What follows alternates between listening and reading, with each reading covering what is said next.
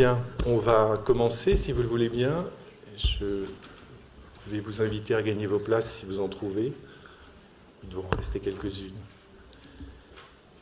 Je veux évidemment, avant toute chose, vous souhaiter la bienvenue à la Cité de l'Architecture et du Patrimoine pour cette conférence de Renzo Piano, en prélude à l'exposition que nous lui consacrons du 11 novembre au 29 février, sur un commissariat de Francis Rambert, que je salue, avec la collaboration de la Fondation Renzo Piano à Gênes et le Renzo Piano Building Workshop à Paris.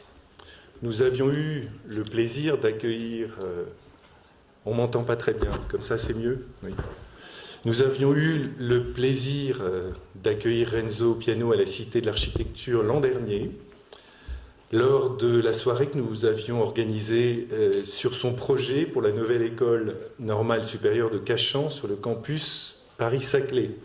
Nous sommes très heureux de le recevoir de nouveau ce soir. Sa parole est d'autant plus précieuse qu'elle est rare, donc nous en profiterons.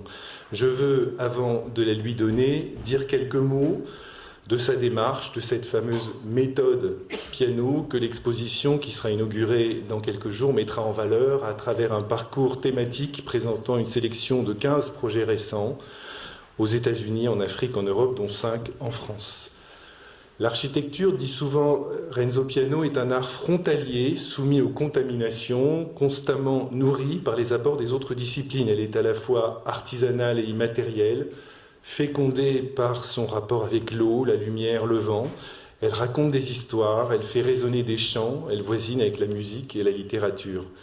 L'architecte, selon Renzo, est une figure de la désobéissance, comme l'indique l'intitulé de son recueil d'entretien avec Renzo Cassigoli.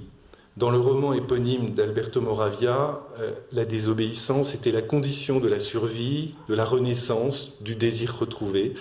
Elle symbolise pour Renzo la position nécessaire de l'architecte, remettre en question, expérimenter, écouter, mais toujours rester obstiné, savoir opposer à son commanditaire une aimable insolence. Peut-être Renzo évoquera-t-il les architectes qui l'ont influencé, Louis Kahn et Jean Prouvé, avec qui il travailla, Marco Zanuzzo, dont il fut l'assistant, Franco Albini, Ernesto Rogers, qui fut son professeur au Politecnico, Giancarlo De Carlo, Buckminster Fuller, Pierluigi Nervi ou Bruno Zevi, mais très peu parmi eux furent des maîtres aussi. La méthode dont il va vous parler ce soir est avant tout la sienne. De cette méthode, nous pouvons identifier quelques éléments constitutifs. Tout d'abord, le respect de la culture et du génie du lieu qui détermine son langage architectural. La forme du lieu, telle est la leçon de Kenneth Frampton, doit résonner avec celle de l'édifice. Mais l'architecture a aussi vocation à exprimer son époque. C'est pourquoi son lien avec l'environnement doit être contemporain, comme à Nouméa pour le centre Djibaou, à Houston pour la collection de Ménil ou à Bâle pour la fondation Bayeler. Deuxième trait de la méthode piano, l'usage mesuré, maîtrisé de la technologie, renvoyant dos à dos les écueils symétriques de l'exaltation ou de la condamnation. L'artiste, dit souvent Renzo, est celui qui réussit à dominer la techné et qui parvient à l'utiliser pour atteindre son objectif. Et l'architecte, il se situe entre l'art et la technique. Son désir permanent d'expérimentation le rapproche de l'artisan. Ainsi, Renzo réalise-t-il des maquettes à l'échelle dans son atelier italien de Punta Nave afin de reproduire la position du soleil à Houston pour étudier la diffusion de la lumière. C'est aussi dans ce pragmatisme de l'artisan que s'inscrit la recherche de légèreté, véritable fil conducteur de sa démarche et de l'exposition que vous pourrez voir dans quelques jours. Cette soutenable légèreté de la matière est le fruit d'une patiente recherche. Elle procède par soustraction successive afin de libérer progressivement la forme de sa pesanteur. Renzo nous parlera aussi de la ville, évidemment la plus belle des créations humaines selon lui. Elle est fille de la mémoire, pétrie par le temps, ouverte à la rencontre, l'imprévu, l'altérité. Elle est une manière d'être, une sensation, une émotion, un lieu de contamination et de métissage, mais la belle invention de la cité antique, l'urbs cosmopolite, ouverte aux étrangers, accueillante aux exilés, faite de frottements, de rencontres, a été pervertie par le XXe siècle. L'époque moderne a oublié que les rues ne sont pas seulement des circulations, mais qu'elles constituent aussi la base de l'habité, le symbole de la chose publique. Cette croissance sans limite, l'étalement sans fin, l'explosion de la ville en banlieue dortoir, la circulation, le bruit, la pollution, la tension, l'agressivité ont remplacé la sociabilité, la qualité de l'architecture et du bâti, la mixité des fonctions, bref, tout ce qui chargeait la ville européenne de valeurs positives. Renzo Piano voit dans cette question des périphéries urbaines l'enjeu majeur des prochaines décennies. C'est pourquoi, en contrepoint de l'exposition, une série de workshops sont organisés sur ce thème et mobiliseront 5 écoles d'architecture: Versailles, Marne-la-Vallée, Val-de-Seine, Toulouse et Strasbourg. Renzo Piano aime la ville, toutes les villes, qu'elles soient européennes, américaines, asiatiques. Et je veux, pour finir ces quelques mots d'introduction, évoquer une autre ville dont il nous parlera peut-être. C'est sa ville, celle dont il vient. Nietzsche, dans le Gai Savoir, décrivait ainsi les villas de Gênes, je le cite. « Je vois des visages issus des générations passées. Cette contrée est couverte d'images d'hommes intrépides et souverains. Ils ont vécu et ils ont voulu prolonger leur vie. C'est ce qu'ils me disent avec leurs maisons construites et ornées pour des siècles et non pour l'heure fugitive. J'ai toujours devant les yeux celui qui a bâti. Je vois comment ce regard se pose sur tout ce qui l'environne, de près ou de loin, sur les bâtiments, sur la ville, sur la mer et la ligne de la montagne. Et je vois son regard exercer sa force en conquérant. Cette force du conquérant, c'est celle de Renzo Piano. Nous allons la voir à partir de mercredi dans l'espace de l'exposition. Et nous allons la mesurer dès ce soir, tout de suite, dans l'auditorium. Je vous souhaite une belle soirée et je passe la parole à Renzo Piano.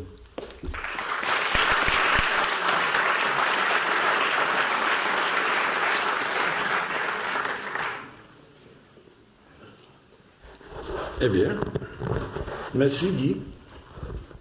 Et j'utilise ça ou plutôt ça? Je peux choisir. Ça marche? Ça marche. C'est peut-être mieux, non? Eh bien, la méthode Piano, là, c'est une invention de Francis Rambert, celle-là. Redoutable invention de Francis Rambert. Puisque je ne sais pas du tout quelle est la méthode. Est-ce qu'il y a une méthode? Ça doit exister quelque part. Je préfère en tout cas parler de méthode plutôt que de parler de style ou de brand. Maintenant, on parle de brand, le brand. Voilà, méthode, c'est déjà plus sérieux, c'est plus intéressant. Ça a à faire avec le temps, ça a à faire avec les habitudes, pourquoi pas. La connaissance, ça a à faire avec le métier, ça a à faire avec la patience. Enfin, ça a à faire avec l'intégrité, avec quelque chose de... Ça s'appelle cohérence. C'est déjà plus intéressant. Eh bien, essayons là de chercher cette méthode un petit peu ensemble. Je tâche de vous dire la vérité. Ce n'est pas que je ne veux pas dire la vérité, c'est que je ne la connais pas. Il y a une jolie différence. Hein? Mais on peut peut-être quand même en parler. D'abord, parlons de ça. Je crois que la méthode, c'est finalement, au fond, c'est ça. C'est que c'est une agence, la nôtre, qui est partagée. Nous sommes 150 personnes, depuis longtemps, 10 ans, même plus, peut-être 15. Et de garder la même taille longtemps, c'est important, parce que c'est un métier qui demande une continuité. Et il y a dans notre agence 10 partenaires et une vingtaine, je crois 22, associés. C'est une base de travail. Il y a certains partenaires qui travaillent, avec lesquels je travaille depuis 40 ans. Il y a quelqu'un ici, Bernard, il doit être là quelque part perdu dans la foule, mais ça fait déjà presque 40 ans. Mais il y a même des gens avec lesquels j'ai travaillé 40 ans, 45 ans.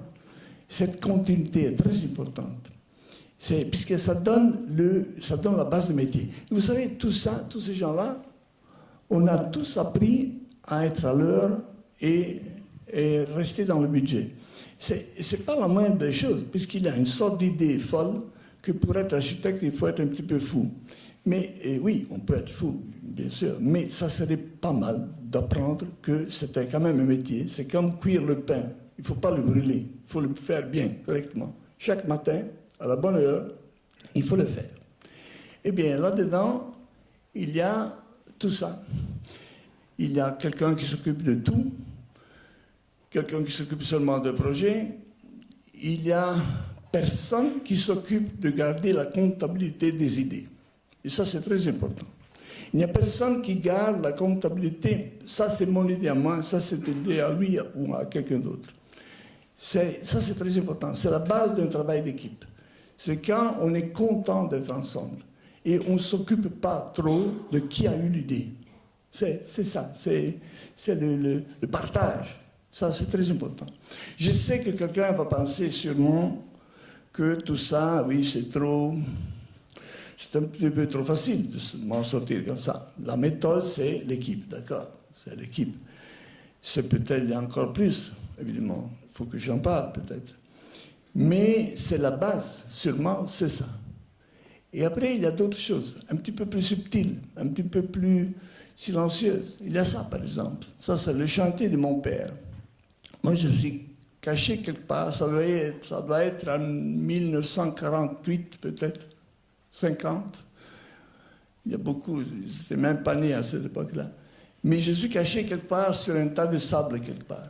Eh bien, le fait d'avoir grandi sur le chantier avec un père qui était un petit constructeur, pas un grand, c'est pas une grande entreprise, mais ça te tient loin de l'académie, du risque formel.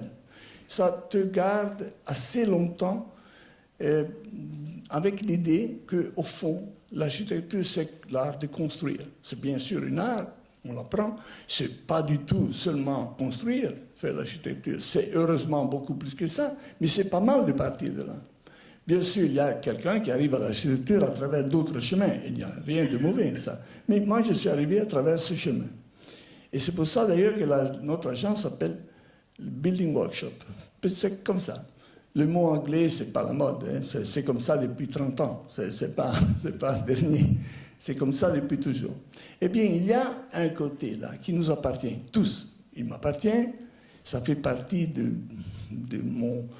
des racines, on pourrait dire. Je sais, c'est toujours dangereux de parler des racines, puisque on risque toujours un petit peu la rhétorique. Mais il y a quelque chose là-dedans, et qui appartient à moi, mais qui appartient à l'équipe, appartient à tout le monde. On a grandi avec cette idée qu'il faut savoir construire. Et il y a une autre chose, le port de Gênes. Alors là, je risque de devenir un petit peu romantique, mais j'accepte le risque. Et comme il faut parler de méthode, je pense que ça serait trop facile de dire que la méthode, c'est qu'on travaille bien ensemble. Mais non, évidemment, il y a des choses qui t'appartiennent. Et le port de Gênes, quand on grandit, on est enfant, et on vit dans une ville de mer, il y a ça. C'est que sur l'eau, tout flotte, tout est léger. Rien touche le fond, même les bateaux. Tout vole. Il y a des charges, il y a des grues. Tout flotte. Même quand mon père, j'étais enfant, il m'emmenait faire des promenades en Sardaigne, même la petite voiture Topolino volait, puisqu'on l'a chargée comme ça, avec tout volé, dans un pas. Eh bien, je ne veux pas exagérer avec ça, mais je crois qu'il y a quelque chose qui appartient à ça. Et bien sûr qu'il faut faire attention avec les racines, mais il faut quand même admettre qu'il y a quelque chose de vrai dans les racines. Quelqu'un a dit, et il avait raison, que quand on est enfant, on met tout en mémoire. Et après, on repasse le reste de la vie. On passe la vie à repasser, à creuser dans cette mémoire. Eh bien, ça doit être un petit peu vrai. Alors, c'est peut-être comme ça que je m'explique un petit peu, appelons ça méthode, mais encore une fois, c'est peut-être pas une méthode, mais c'est une sorte de quelque chose qui nous suit à l'agence un petit peu toujours. C'est cette envie de légèreté, cette envie d'envol. Bien sûr, c'est pas aussi bête que ça, puisque évidemment, quand on fait des bâtiments qui s'envolent, ça donne de la place par terre, au sol. Et les villes deviennent plus intéressantes, c'est plus intéressant. Et c'est aussi un défi un petit peu fou, un grain de folie. Il faut se battre contre la force de gravité. Tout le monde sait combien elle est têtue, la force de gravité. Mais il y a quelque chose qui... Alors tout ça, peut-être que tout ça, ça peut contribuer un petit peu pas à définir une méthode, mais à définir un ensemble de choses que, mises tout ensemble, donnent quelque chose qui, je préfère appeler cohérence. plutôt une façon d'être. Et quand on est jeune, enfant, et on vit sa propre habitude d'enfant, avec les désirs. Je suis né, moi, en périphérie. On va parler de périphérie tout à l'heure. Et les périphéries sont des usines, des fabriques de rêves, de désirs. Eh bien, quand il y a ça, vous vivez avec une telle intensité votre local, vos racines, que ça devient votre universel. Quand vous êtes grand, c'est l'essence de vous-même. Et c'est comme ça qu'on est des gens originaux, tous, puisqu'on a ça dedans. Et je pense que cette idée que, qui n'est rien de rhétorique, cette idée que finalement quelque chose nous reste dans la peau, c'est très important. Eh bien, tout ça, c'est seulement un essai un petit peu mauvais, j'en suis sûr, mais de définir l'idée de méthode. Eh bien, dans l'exposition, tout commence, vous allez la voir dans quelques jours, tout commence avec le coup de foudre de Beaubourg. C'était début des années 70, c'était seulement 3 ans plus tard, après mai 68. Richard Rogers, moi-même, on était à Londres, on était des jeunes garçons, plutôt des mauvais garçons, plutôt mal élevés sûrement, avec sûrement le désir d'une rébellion vis-à-vis de l'idée même du centre culturel, du musée. Je ne vais pas en faire toute une histoire, mais c'est vrai que cette expérience nous a marqués tous les deux. Et ça est resté très fort, puisqu'on est passé d'avoir une phase dans laquelle on avait tous les deux construit que des petites choses qui duraient maximum 6 mois, à faire quelque chose qui va durer des siècles. C'est d'ailleurs ce que nous a dit le président Pompidou. Nous a regardé dans les yeux et nous a dit: est-ce que vous comprenez, Monsieur Piano et Monsieur Rogers, que ce que vous faites va rester 500 ans. Et nous, on n'avait jamais construit rien qui durait plus que 6 mois. C'était quand même pas mal. Eh bien là, je vais passer vite, et ce monsieur-là, évidemment, je le montre, parce que c'est ça, c'était le sacrilège. Comment un lieu de culture avec des cracheurs de feu. Et bien sûr, la culture, c'est bien plus que cracher le feu, mais quelqu'un devait bien faire le job de dire que la culture, c'est aussi le rapport avec la ville, et c'est tout le reste. Mais c'était quand même pas évident, puisqu'un architecte, d'une façon ou d'autre, il se trouve pas à changer le monde, ça c'est sûr que non, mais il se trouve à témoigner des changements, des glissements, des mouvements telluriques. Il y a toujours un moment où quelque chose se passe. Et à cette époque-là, il fallait bien que quelque chose se passe. C'était seulement 3 ans après le mai 68. Si ce n'était pas nous, quelqu'un devait faire ce sale job. Et quelqu'un devait le faire. Il fallait le faire. Et c'est ça un petit peu qui rend le métier, notre métier, un métier d'aventure. Parce qu'on est assez souvent dans ces conditions. On ne change pas le monde, mais on le certifie, on le matérialise. Eh bien, continuons, puisqu'évidemment l'exposition se déroule, vous allez la voir, c'est comme un petit train, l'espace est magnifique. Et bien sûr, on passe par des paysages, par exemple. Ici, on est en Nouvelle-Calédonie. Peut-être pas tellement des choses à expliquer, sauf dire que là, je ne sais pas si on était architecte, on était anthropologue, qu'est-ce qu'on était, ça c'est une des choses incroyables sur notre métier, c'est qu'on est tout ça. On est bâtisseur, on est poète, on est anthropologue, on est humaniste, sûrement des humanistes. Et on a tout ça, mais pas un mois d'une façon et l'autre mois de l'autre. C'est chaque minute, on change. À 10 heures, on est poète, à 11 heures, on est bâtisseur, à midi, on est anthropologue. Et après, on recommence. C'est comme ça. Il faut mélanger ces différentes choses. Et bien sûr, il y a toujours ce désir de beauté, dont, évidemment, il ne faut pas trop parler, puisque ça s'envole, la beauté, si on en parle. Et s'échappe. Et voilà. À nouveau, un ami à moi. Mais je mets ça puisque je veux rappeler à tout le monde, et toujours, qu'il s'agit toujours des gens. Il s'agit toujours de faire des lieux pour les gens. des lieux publics, des lieux. Et parmi les bâtiments là, que je vais montrer, qui sont d'ailleurs dans l'exposition, la plus grande partie, c'est des bâtiments publics. C'est des lieux dans lesquels il y a un miracle qui se passe. C'est l'art de rester ensemble, de vivre ensemble, de partager des valeurs. Et ça, c'est le début de ce qu'on appelle la ville. La ville, c'est ça. La città et la civiltà, c'est la même chose. Enfin, avec tous les problèmes qu'on a dans les villes, bien sûr, mais c'est quand même vrai, c'est une invention humaine redoutable. Je parle encore de paysage. Ici, on est à San Francisco, c'est le California Academy of Science. C'est un bâtiment qui est dans le système LEED, c'est Platinum, il consomme très peu d'énergie. C'est une très vieille institution qui a 150 ans. C'est un musée de sciences naturelles. Et bien sûr, là, regardez comme ça.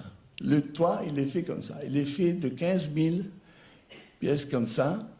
Et après, le toit devient un lieu dans lequel le toit est déjà une partie de l'exposition et du musée. Et comme la Californie est verte seulement puisqu'on pompe de l'eau de la nappe phréatique, là, il fallait démontrer qu'on peut avoir de la nature qui n'a pas besoin d'eau. Et c'est pour ça qu'on a choisi les essences avec les botanistes, on a fait. Et là, encore, à nouveau, on a traversé les frontières entre les disciplines. On avait affaire avec des hommes, des femmes de science. On a travaillé avec des scientifiques. Ici, c'est à l'intérieur de l'espace.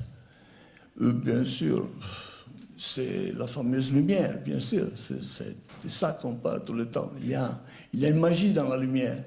Et la lumière, naturellement, on la retrouve là où il faut. Ici, c'est la forêt tropicale. Et ce bâtiment, j'en parle puisque c'est aussi un paysage extérieur, en intérieur, mais c'est surtout un bâtiment qui reçoit plus ou moins 3,5 millions de personnes par an. Et là, c'est d'ailleurs peut-être la première institution américaine qui parle de nature. Et bon, dans l'exposition contenue, on se promène. Il y a des projets qu'on appelle confrontation. Eh bien, là, il y a une confrontation, mais très pacifique. Ici, on est dans la forêt des Ronchamps. Et on regarde, c'est ce qu'on a vu quand on a visité Ronchamps pour la 10e fois, naturellement. Et ça, c'est la lumière qui se voit. Pardon, ça ne bouge pas. Je ne sais pas qu'est-ce que j'ai fait. Ah, voilà. Merci. Voilà, c'est une photo aérienne. Maintenant, c'est déjà changé puisque la nature pousse. La chapelle. Confrontation, ce n'est pas tout à fait correct puisqu'en réalité, on est en bas de la chapelle. On ne voit rien. C'est des sœurs Clarisse. On a parlé de ça il y a 2 ans, je crois, 3 ans, ici, avec sœur Brigitte. Et sœur Brigitte, la prochaine. Ça ne marche plus ici. Voilà. Ici, c'est le point dans le chantier. Voilà, sœur Brigitte, qui était là d'ailleurs. Vous vous en souvenez peut-être. Et c'est un projet très, très modeste. Très modeste. Mais ça ne marche plus là. Je ne sais pas qu'est-ce que... Voilà. Ici, c'est sœur Brigitte, dans sa petite cellule qui fait 2,70 m sur 2,70 m. Et voilà, ça donne sur la forêt. Eh bien, plutôt que confrontation, ici, il y a d'autres projets en bas dans l'exposition que je ne montre pas. Par exemple, le projet à côté du Kimball Museum de Cannes. Mais il y a des fois dans lesquelles vous avez à vous mesurer avec un mètre. Et bien sûr, là, c'est délicat, puisqu'on ne va pas se mettre en concurrence avec un mètre, ça serait une bêtise, mais il faut quand même être ce qu'on est. Il faut chercher une autre histoire, il faut chercher ailleurs ce qu'il faut. Et là, c'était la lumière. C'était la lumière et le silence. C'est d'ailleurs ça, le motto de Clarisse. Je crois que c'est justement la lumière, le silence, la prière. Et je continue un petit peu. On passe dans l'exposition, bien sûr. Tout ça, c'est pas chronologique, hein, et c'est la façon dans laquelle la Cité et Francis ont décidé de faire l'exposition, mais c'est plutôt par des thèmes. Et c'est comme si on entrait, on sortait d'une pièce, l'exposition. C'est fait d'une quinzaine de projets. Bon, ici, on est dans ce qu'on pourrait appeler les projets urbains. Hein. On est dans le milieu de Paris, c'est la Fondation Pathé, et une drôle de créature, mais qui est faite comme ça pour une bonne raison. Et dans l'exposition, on le voit, c'est pas ça, voilà. Regardez là comment est-ce qu'on monte la structure en bois. Je montre ces images puisque j'adore ne pas oublier que l'art de construire, c'est une art. Mais c'est quand même l'art de construire, de mettre les pièces ensemble. Voilà. Et ici, c'est fini. Ici, c'est fini. Ici, on est en haut. La Fondation Pathé, c'est Pathé, tout le monde le sait, c'est la plus ancienne société qui fait du cinéma depuis toujours et depuis plus que 100 ans. Ici, on est avenue des Gobelins, à Paris. On attend le toit. Et il y a un coffre-fort qui se trouve dans les étages plus bas, dans lequel on garde les trésors de la Fondation. Et ici, c'est le bureau et c'est les lieux pour les jeunes qui viennent, pour les gens qui font des études et tout ça. Et bien là aussi, c'est pour faire une blague, j'ai toujours dit que c'était la force de la nécessité qui a dessiné ce bâtiment, puisqu'en réalité, il y a une centaine de fenêtres tout autour. C'est une cour parisienne. Il fallait bien garder la lumière sur les fenêtres de ces gens-là. Alors, si vous allez voir dans l'exposition, vous allez voir, il y a plein de petits monstres qu'on a mis. Et bien sûr, c'est toujours Francis qui a cherché les monstres, mais il y a ça, puisque finalement, il a fallu passer à travers ça. Et vous savez, la force de la nécessité, c'est encore une des forces d'inspiration les plus fortes. Ça existe. C'est pas vrai qu'on fait les choses seulement par nécessité et par réponse rationnelle. Bien sûr, il ne faut pas dire que tout ça c'est extrêmement rationnel, c'est évident. Mais c'est quand même un élément très fort d'inspiration. Eh bien, toujours dans le domaine des bâtiments urbains, ici on est à New York, on a terminé, ça fait désormais combien? 3 mois, pas plus. Le New Whitney. Le Whitney, c'est le musée d'art américain, qui était construit par Marcel Breuer au nord de Manhattan, sur la Madison et la 75e. Eh bien, il n'y avait plus de place, ce n'était pas possible. Et finalement, ici, on est à Chelsea, on est plutôt dans le Meat Market. Et c'était des abattoirs de New York. La High Line, que peut-être vous connaissez, elle se trouve justement là. Et le bâtiment, c'est comme un grand paquebot, mais j'aime pas trop utiliser les métaphores. C'est quand même un bâtiment.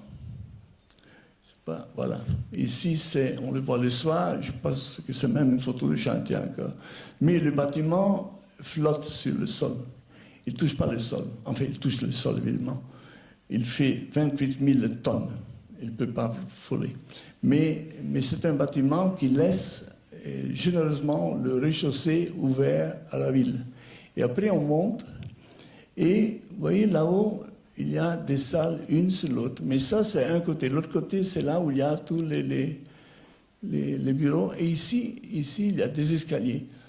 Et il y a des escaliers qui ne sont pas des escaliers de secours. C'est des escaliers pour jouir de la vue sur la ville. Le bâtiment est sur le Hudson River. Du côté ouest, il part au fleuve, au New Jersey, au reste des États-Unis, vers le ouest, vers le Far West. Et à l'est, il parle à la ville. Et c'est un bâtiment qui respire, un petit peu, qui respire avec... Mais encore une fois, j'en parle parce que ça fait partie de la ville, mais c'est aussi un bâtiment qui a à faire avec cette idée très important, que des lieux pour les gens sont des lieux de partage, que ce soit des salles de concert, que ce soit des musées, que ce soit des écoles, des universités, que ce soit des hôpitaux, que ce soit des tribunaux, peu importe, des maisons de justice. C'est toujours à travers ces instruments que le ville devient des lieux civiques, des lieux dans lesquels on partage des valeurs et on apprend l'art de la tolérance. Et le fait que la diversité, ce n'est pas nécessairement un problème, c'est au contraire une opportunité. Alors, je n'en veux pas faire trop de tout ça, mais c'est évident que de construire des bâtiments comme ça prend un petit peu de temps. Vous voyez, l'architecture vit sur le long temps. L'architecture se réalise sur le temps long. C'était vrai pour Beaubourg, c'est vrai pour ce bâtiment, pour beaucoup de bâtiments. Il ne faut pas non plus être précis, puisqu'évidemment, quelquefois, comme vous représenter un changement. On ne peut pas être sûr que ce soit tout de suite aimé, mais c'est évident que l'architecture vit sur le temps long. C'est comme les fleuves, c'est comme les rivières, c'est comme les forêts et les montagnes. L'architecture ne se réalise pas dans le temps court. Ça survit. Et c'est dans les siècles. C'est comme la ville. Eh bien, ici, la ville, et après, quelquefois, on a envie de monter en hauteur. Il y a des hauteurs. Eh bien, c'est même nécessaire, quelquefois, soyons sérieux, à condition qu'on monte en hauteur et on donne à la ville plus que ce que la ville vous a donné, à condition qu'on laisse de l'espace à terre. Et là, ici, on est à Londres. Les Anglais ont appelé ça le chat de glace, les chats de verre. On est au sud de Londres, en face de la City. C'était le maire de Londres, Ken Livingstone, qui a voulu ça. Et il a tout de suite dit, je ne veux pas de place de parking. En réalité, il y a seulement 42 places de parking dans ce bâtiment. Et le bâtiment est construit sur London Bridge Station. Il y a 6 lignes de train, il y a 2 lignes de métro et 22 de bus. Eh bien, c'est un bâtiment privé, mais avec une forte fonction publique. Bon, ici, c'est une image, j'aime bien le fait que c'est presque comme un senseur de la ville. C'est un bâtiment qui est photosensible. Avec la pluie, tout devient froid. Il devient, ici, c'est tout de suite après la pluie. Et voilà. Au coucher du soleil, tout devient rouge. Il n'est pas en flamme, hein. C'est seulement... Je crois que là, on était en chantier. Je suis en train de... ici, j'aime beaucoup cette image. Comme c'est le bâtiment le plus haut de la ville, c'est devenu le paratonnerre de la ville. Vous voyez bien, là, quelqu'un a fait la photo dans le moment où un tonnerre, pas un tonnerre, comment ça s'appelle ça, un éclair a touché la tour. Évidemment, ça a marché, puisque l'électricité est descendue jusqu'en bas. Mais je montre des images comme ça, puisque ça me fait toujours plaisir de rappeler que notre métier, c'est un drôle de mélange. Voilà, merci. Voilà, regardez ça. C'est un mélange entre la poétique avec les gens, mais l'aventure.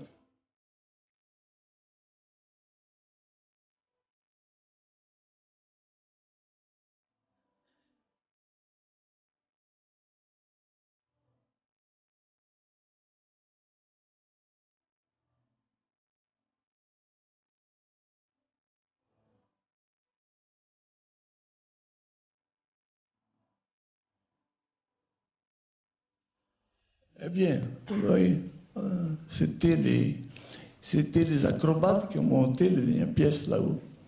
On a eu une vingtaine d'alpinistes sur ce projet qui montaient chaque matin à pied puisqu'ils se chauffaient jusqu'en haut, 77 étages. Et on a eu aussi des mineurs qui creusaient la terre, puisqu'on a fait des fondations et après on a descendu dans la terre. Ça s'appelle... c'est une méthode qui consiste à faire une dalle au sol Et après, on creuse avec des mineurs au-dessus de cette dalle. Comme ça, on descend avec les racines du bâtiment dans la mesure où on monte. C'est comme les arbres. Hein? Les racines descendent et l'arbre monte. Et c'est comme ça. On a eu 1500 personnes sur ce chantier. Il y avait 70 différentes nationalités. Les chantiers, c'est toujours des lieux d'aventure et de tolérance. Et ce n'est pas l'aventure métaphorique, hein, c'est une aventure réelle. Dans la réalité des choses, c'est une aventure. Eh bien, ici, à propos de monter en hauteur... Ah, pardon. Oui, merci. Tu m'as évité une... Et ici, c'est le palais de justice de Paris. On est sur le chantier. Aujourd'hui, on est plus ou moins presque 100 mètres. Eh bien, là, on est port de Clichy, tout le monde le sait.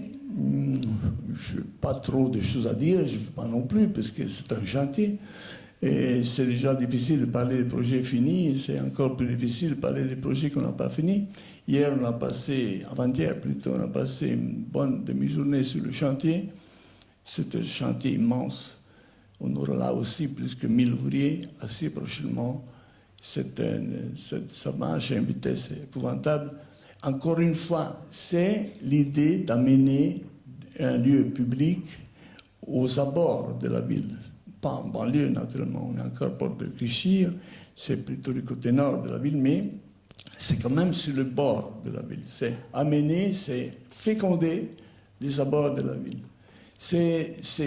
On va parler un petit moment tout à l'heure de périphérie, mais je pense que c'est...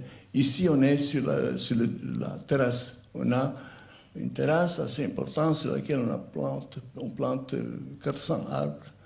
Et bon, on les a déjà achetés, hein, on les a déjà. 300 sont des chênes. Eh bien, et ici, c'est une image de la salle des pas perdus. J'en parle puisqu'évidemment on est à Paris et puisque c'est important, je trouve que c'est extrêmement important qu'on construise ce bâtiment, pas au centre de la ville, mais sur les abords de la ville. C'est pour que Grand Paris, pour que la ville soit une ville métropolitaine dans laquelle la force, c'est un des seuls moyens pour transformer les périphéries. Ici, on n'est pas dans la périphérie, mais presque les périphéries en ville. C'est de féconder, de fertiliser ces lieux avec des bâtiments publics. Eh bien, continuons encore. Bien sûr, il y a dans l'exposition des morceaux de ville. Mais vous savez, c'est une division qui n'est pas tout à fait correcte. Ici, on est à Manhattan. Et au nord, là où il y a le point rouge, on construit le nouveau campus de Columbia University. La Columbia University se trouve sur Broadway et la 116. Là, on est sur Broadway et la 125. Eh bien, c'est un projet ambitieux. Ici, c'est le premier bâtiment qu'on construit. C'est ce qui est déjà construit pratiquement. Il sera habité dans 6 mois, dans 9 mois. Voilà, le voilà. Ici, c'est Broadway, le vertical. Le bâtiment, vous le voyez sur la gauche, c'est un centre de recherche sur le cerveau. Ça, c'est aussi incroyable. C'est que vous avez affaire, comme architecte, avec des moments qui sont des moments de changement très forts. Eh bien, à travers le fait qu'aujourd'hui on peut étudier le mystère du cerveau, à travers l'échelle et des molécules, c'est-à-dire de l'atome, qui correspond à l'atome, évidemment, vous ouvrez la recherche sur le cerveau sur des domaines qui sont inconnus. Alors voilà que vous vous retrouvez soudainement pas évidemment à chercher le cerveau, c'est impossible, mais vous vous retrouvez à faire une maison dans laquelle 900 personnes vont chercher pendant 50 ans. Et c'est assez amusant, une chose. Et c'est bien sûr un projet dirigé par 2 prix Nobel. Un s'appelle Richard Axel, l'autre c'est Eric Kandel. Ils ne sont pas des jeunes. Mais les gens qui vont travailler là, ils ont une moyenne d'âge de 32 ans. Et la raison est très simple, c'est qu'ils veulent qu'ils soient encore vivants dans 50 ans. C'est très simple. Ils veulent qu'ils soient encore vivants pour témoigner de l'expérience. Enfin, j'en parle seulement pour dire qu'évidemment, vous le savez mieux que moi sûrement, mais c'est comme ça. La vie de l'architecte, et on apprend. C'est même malheureux de vieillir, parce que C'est seulement à un certain âge qu'on a assez appris. Il faudrait vivre vraiment 150 ans. Puisque c'est seulement à un certain âge que tu as assez appris pour pouvoir faire face à des aventures comme ça.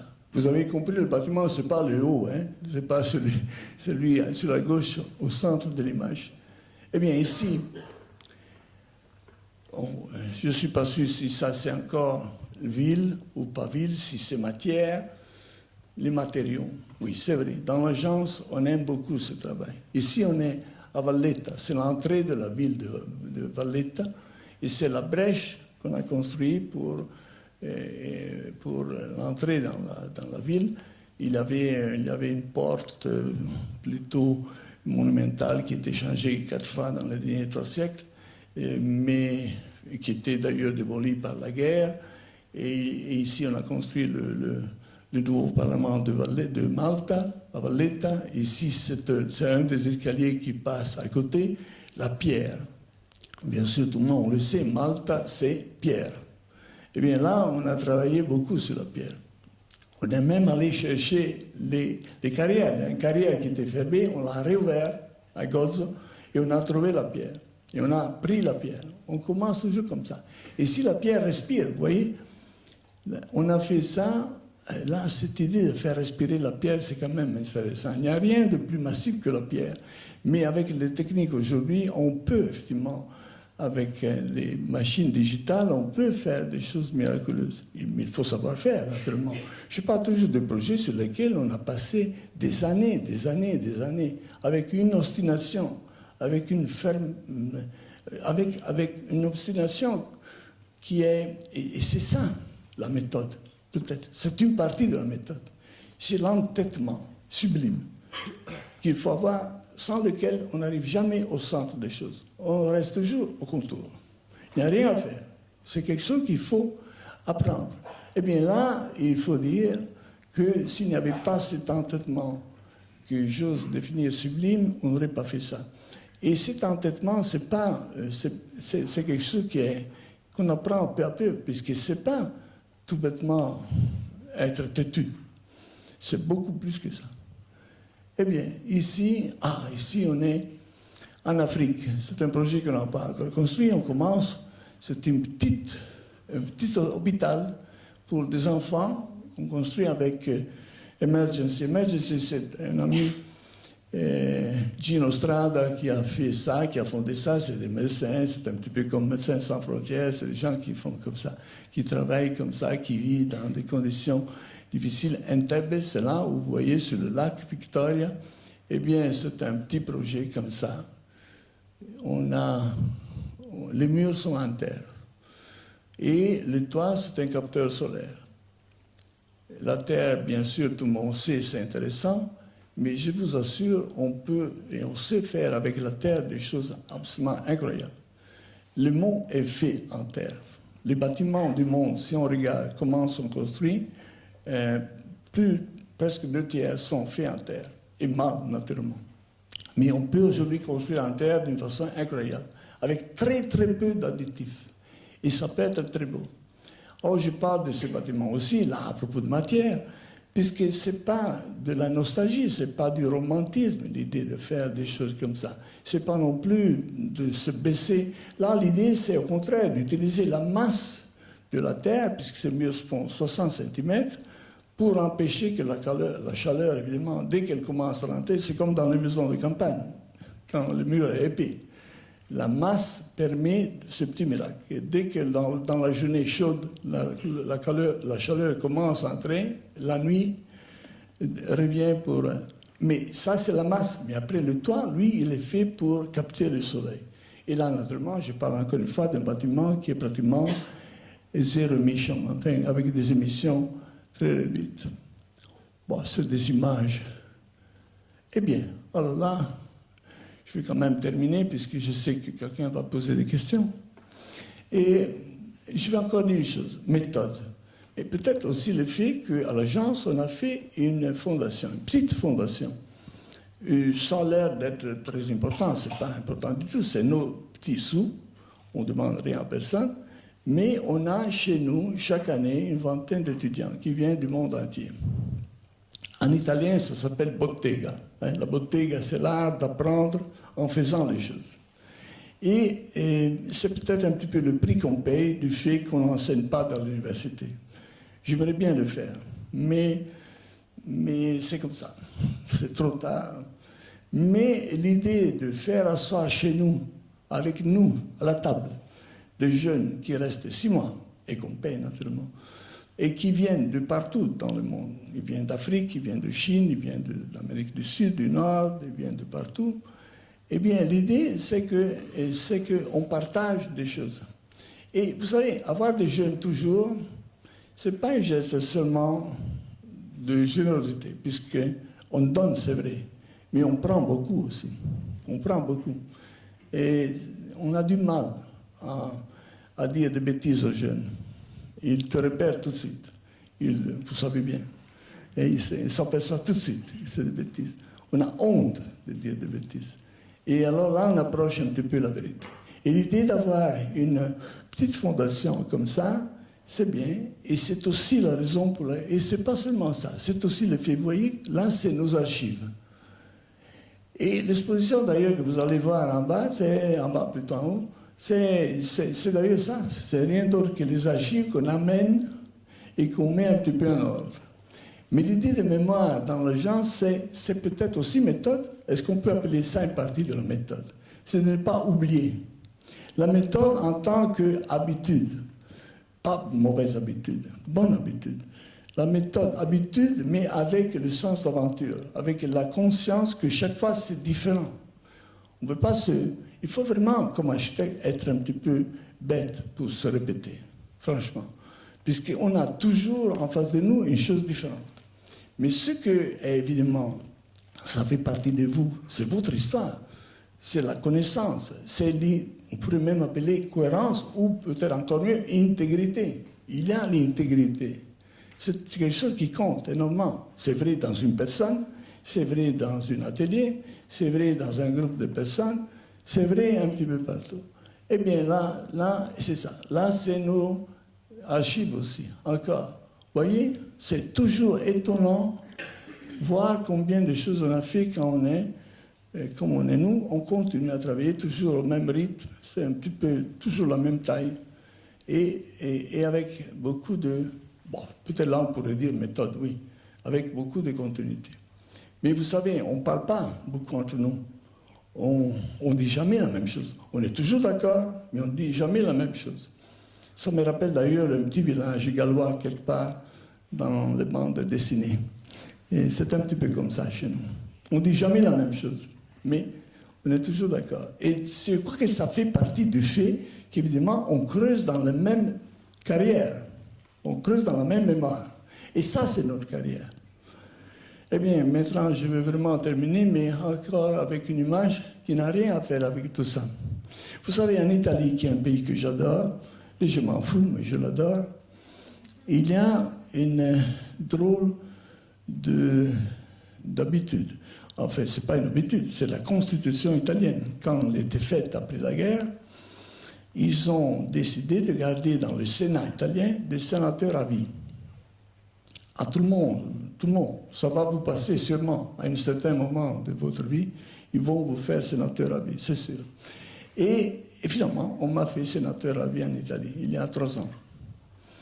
Eh bien, c'est quand même un petit peu drôle. C'est une ancienne idée qui existe dans très peu de pays et qui a toujours bien marché en Italie d'ailleurs, parce que ces sénateurs ne sont pas élus. Ils n'ont pas le devoir de se faire élire. Ils n'ont pas le devoir d'expliquer. Ils sont là. Et moi, j'avais accepté ce monsieur-là sur la gauche. C'était le dernier président de la République, et maintenant il y en a un autre. Et c'était d'ailleurs lui qui m'avait nommé avec Claudia Bardo, qui est un ami de toujours, et d'autres, 3 ou 4. Eh bien, et la seule chose que j'ai pensé pouvoir faire, là, c'était de travailler sur les périphéries urbaines. Eh bien, drôle d'idée, ils m'ont regardé un petit peu comme ça au début, mais finalement, j'ai expliqué, mais c'est la ville du futur. Tout le monde me pose la question, quelle est la ville du futur? Mais on l'a, la ville du futur, c'est ça. c'est les périphéries. Il faudrait même arrêter de les appeler des périphéries, puisque le mot périphérie est toujours, à côté, il apporte toujours un adjectif dénigratoire. Triste, solitaire, mondaine, et tout ça. Et c'est pas vrai, puisque finalement, les périphéries, c'est la ville du demain. Et ou bien elle sera ville, métropolitaine, elle devient ville, dans tous les sens, ou sinon ça sera horrible. Et la périphérie, c'est finalement l'endroit dans lequel vit la plus grande partie des gens urbanisés. Dans toutes les grandes villes que je connaisse, en Europe, naturellement, mais même pas seulement en Europe, le 80%, 90% des gens habitent la périphérie. Et c'est les périphéries, c'est l'usine des désirs. C'est l'usine des désirs, des rêves. Moi, je suis né dans la périphérie. Beaucoup de gens sont nés dans des conditions. Vous grandissez avec cette idée qu'il faut découvrir le monde, qu'il faut chercher la liberté, qu'il faut construire, qu'il faut inventer. Et c'est des désirs. C'est pas.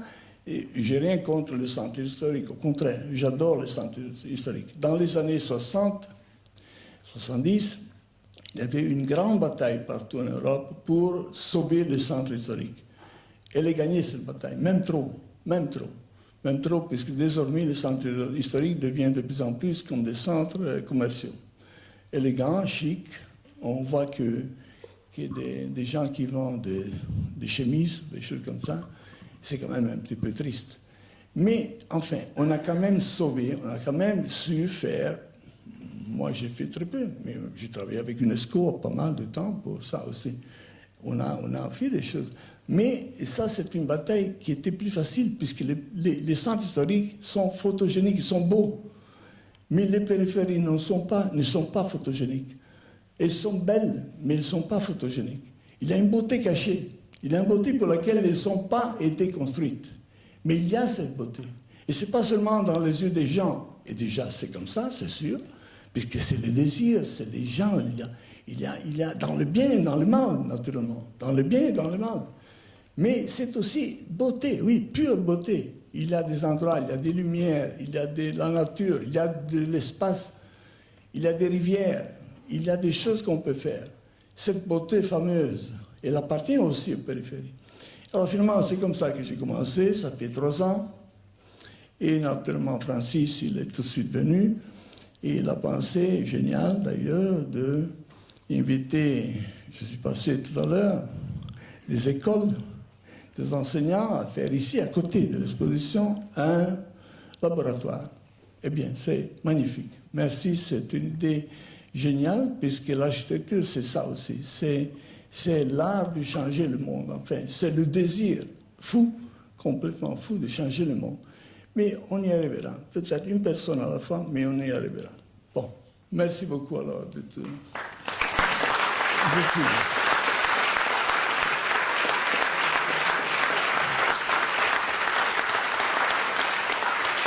Allez, tu peux venir ici? Je demande à Francis de venir, parce que comme ça, il m'aide à répondre à des questions, s'il y en a.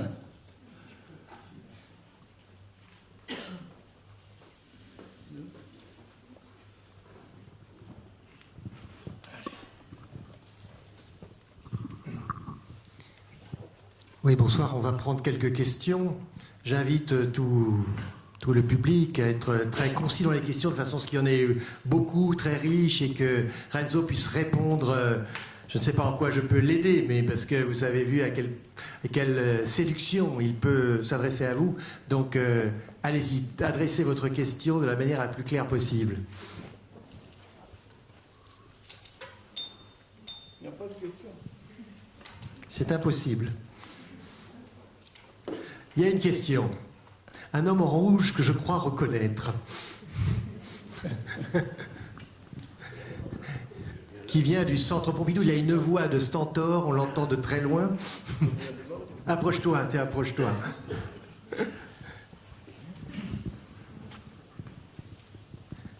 Excuse-moi. Bonsoir.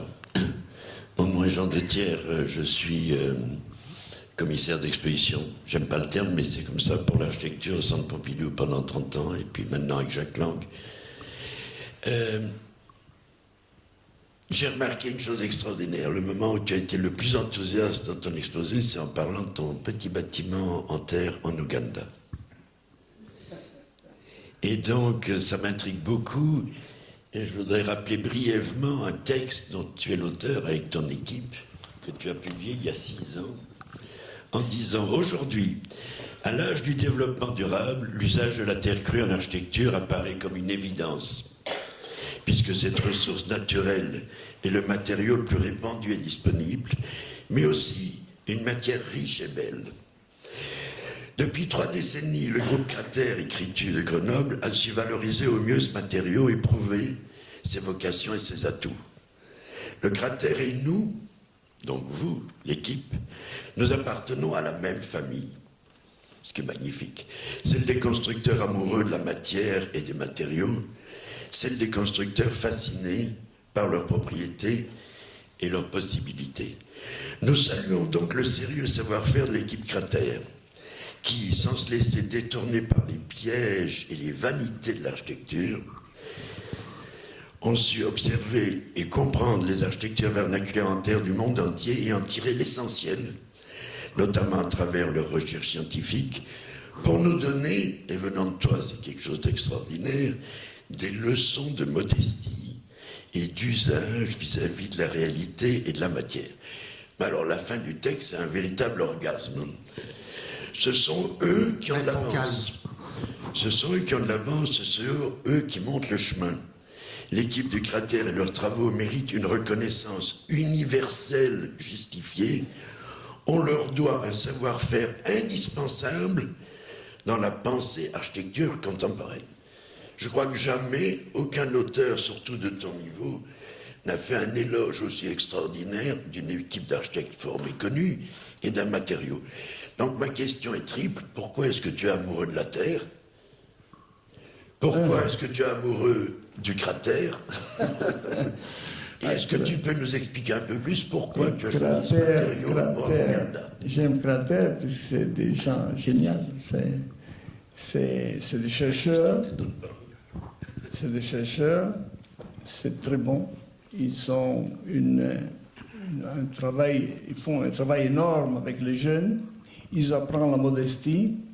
Ils apprennent l'amour pour la matière. Il y a tout ça. Et j'aime la terre pour la simple raison que j'aime tous les matériaux à réinventer. Il y en a d'autres. Il y a la pierre, par exemple. Faire respirer la pierre, c'est déjà quelque chose d'intéressant. Il y a le bois. Le bois, c'est une matière merveilleuse. En plus, c'est énergie renouvelable, le bois. Ça suffit de faire un bâtiment comme on a déjà fait, et tu consommes 500 mètres cubes de bois, tu plantes 500 arbres, en 25-30 ans, tu auras à nouveau fait par la pluie, le soleil et la terre, la même matière que tu as consommée.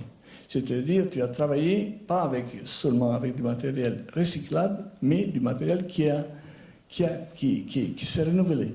Alors, il y a des matériaux, la pierre, la terre, le verre d'ailleurs, génial, et le bois. C'est des matériaux, et la terre cuite, naturellement. La terre cuite, c'est génial. La terre cuite, on peut l'excluder. Là, on pourrait vraiment en discuter pendant des heures. Je suis perdu quand je dois parler de méthode, mais là, si on parle de ça, avec les boulons et avec tout ça, je suis partant. Mais la terre, c'est une matière qui est très intéressante, puisque ce n'est même pas nécessaire de chauffer. La terre là, sur laquelle on travaille, bien sûr, en ayant travaillé avec la terre au début et après avec les gens qui sont sur place, à Entebbe, eh bien la terre, là, elle est seulement travaillée par compression. Mais d'abord, il faut travailler sur la composition chimique de la terre. Il faut connaître parfaitement la granulométrie, la composition chimique de la terre. Et du coup, tu trouves que tu peux appliquer un savoir que lui, il est contemporain, à une matière qui est extratemporaire, puisqu'elle existe depuis toujours. Et ça ressemble un petit peu à ce qu'on peut faire aujourd'hui sur la nutrition de la planète. Hein? Avec la Terre, naturellement, pas avec les trolls des dimensions. Ça a quelque chose de fondamental. Et en plus, c'est à travers la masse, c'est quelque chose de très intéressant, puisque tu peux faire des bâtiments comme ce petit hôpital-là, et qui coûte très peu d'ailleurs. On a un budget total de 17 millions, me semble. Mais c'est un bâtiment pour, je vois, 300 enfants. Et du coup, comme tu es très sage sur le bâti, et si tu as, comme on a dans ce cas, 4000 mètres carrés de solaire, on est capable là de produire pratiquement 1 mégawatt qui est suffisant pour les nécessités. Or, naturellement, les salles opératoires. Et c'est tout ça qui fait, très intéressant, ce mélange entre modernité, contemporanéité, hors de toute forme de rhétorique, et l'histoire, la mémoire des matériaux. C'est pour ça que je crois que travailler sur des matériaux anciens et redécouvrir, c'est quelque chose d'incroyable. Il ne faut pas non plus dire que les gens ne sont pas capables, puisqu'on a connu des équipes là qui sont parfaitement capables. Et tu sais, les stries, tu dois le savoir, puisque c'est une chose qu'on a appris chez Cratère, mais les stries servent pour bien comprendre que ça soit bien fait. Puisque s'il y a une erreur sur la certification, tu le vois tout de suite. Enfin, il y a tout un savoir-faire qui n'est pas du tout modeste, hein. C'est quelque chose de très, très important. Et je crois que les jeunes doivent comprendre que la modernité, c'est là aussi. C'est de savoir recouvrir ça.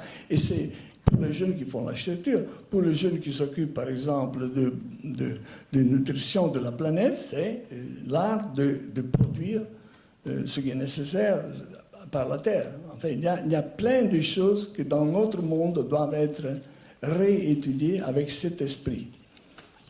Mais ce qu'a voulu souligner Jean de Thiers, je pense aussi, c'est tu as commencé les images avec le Centre Pompidou, donc on pourrait dire le high-tech, en tout cas dans l'expression technologique, et que là on est dans une expression du low-tech. Et donc on voit entre 4 décennies, là aussi, tu as parlé de changement, et le travail sur le changement là est assez intéressant, je trouve, dans l'œuvre. C'est la première fois que vous travaillez la terre crue, puisque la terre cuite, vous l'avez maniée de l'IRCAM à Potsdamer-Platz, à Lyon, Paris, tout. Donc on est dans autre chose. Comme tu le sais, on a essayé de faire avec la terre plusieurs fois. Mais on n'a jamais arrivé à le faire, parce que il y a toujours un moment où quelque chose se passe, on ne peut pas le faire. Il faut dire que le centre Pompidou, je l'appelle toujours centre Beaubourg, mais je me trompe bien sûr, puisqu'il s'appelle centre Georges Pompidou. Et c'était pas de la haute technologie. C'était bien sûr un paquebot, mais c'était un paquebot de Jules Verne. Et c'était quelque chose qui... C'était la rébellion, c'était l'exagération. D'ailleurs, quand on est jeune, les désirs sont toujours exagérés. Sinon, ils ne seront même pas des désirs. Enfin, on était un petit peu fous. Et encore maintenant, chaque fois que je vais prendre mon déjeuner le dimanche ou pour une autre raison, je me demande comment est-ce qu'on a pu nous laisser faire une chose comme ça. Encore maintenant, je me pose la question chaque fois. Mais évidemment, c'était un moment dans lequel les étoiles, les planètes, ils se sont retrouvés dans un moment absolument unique et quelque chose de fou s'est passé. Mais sinon, on n'aurait pas fait ça. Monsieur. Bonsoir, Pietro De Santis, architecte. Il y a quelques années, dans la conférence Qu'est-ce que c'est l'architecture à Rome, à la Casa della Musica, vous avez dit qu'il faut partir pour rentrer chez soi. Et souvent, il faut partir pour rentrer chez soi. Et souvent, vous avez dit ça. Vous avez dit ça à nos gens. Et je pense que ça aussi, c'est une méthode. C'est peut-être une méthode de vie. Et voilà, nous, Italiens, on est là, à l'étranger, pour nous donner nos capacités et apprendre et prendre tout ce qui est possible. Et maintenant que vous êtes sénateur de l'État italien et connaissez mieux notre situation politique et de travail, Je voudrais savoir si vous pensez encore la même chose. Merci. Si vous pensez la même chose. Oui. Mais vous savez, cette histoire de partir pour rentrer, c'est vrai, je rentre toujours. J'ai plusieurs passeports. Enfin, j'habite Paris, c'est la ville dans laquelle j'habite le plus souvent, mais on se passe tout le temps. On vit comme ça dans notre agence. Mais je peux dire sans faute que je rentre chez moi chaque soir, et chaque semaine, chaque mois, chaque année. C'est une attitude de l'esprit.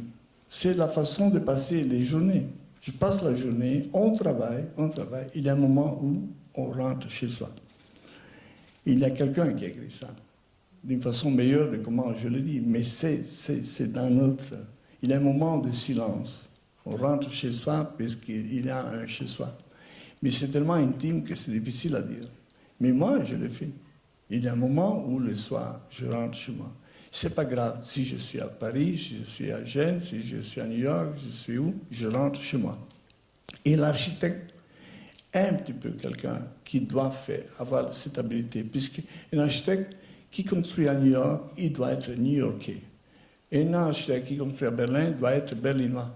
On ne peut pas être des touristes, nous, en tant qu'architectes. Il faut être ce qu'on fait. Et c'est un petit peu, je pense, comme un bon acteur. Il faut qu'il devienne ce qu'il est en train de jouer. Il faut l'être. Mais ce n'est pas une façon d'être camaleontique, c'est qu'il faut le faire. Alors, si rentrer chez soi, c'est une expérience humaine intime, tu rentres chez toi, tu verras, tu rentres. Moi, je rentre chez moi. Chaque jour, chaque semaine, chaque mois, j'ai un rythme comme ça. J'ai passé ma vie à rentrer chez moi. Mais si c'est une question, par contre, géographique, là, évidemment, c'est vrai que l'Italie, c'est un pays dans lequel il y a tellement de possibilités. Moi, il ne faut pas penser que je suis un homme politique pour la simple raison que la politique vient de police. Je suis peut-être plus politique que d'autres politiques, évidemment, mais je suis autrement politique. La preuve, c'est que vous avez vu mon bureau au Sénat. Je vous assure, on le retrouve en suivant le parfum du bois. Oui, je ne rigole pas. Dans le Sénat, on va dans les couloirs, on cherche, et à un certain moment, on sent le bois. Et c'est du contreplaqué. Et alors, tu vois, mais je ne peux pas faire des miracles. Mais il ne faut pas non plus perdre l'espoir parce que c'est un pays merveilleux, l'Italie. C'est un pays merveilleux, il faut absolument que quelque chose se passe. Et encore une fois, les choses se changent. Il faut pas. Si c'est ça l'esprit de ta question, je pense qu'il ne faut pas lâcher. Et en plus, autrefois, quand je suis parti la première fois à Londres, et c'était 68, je crois.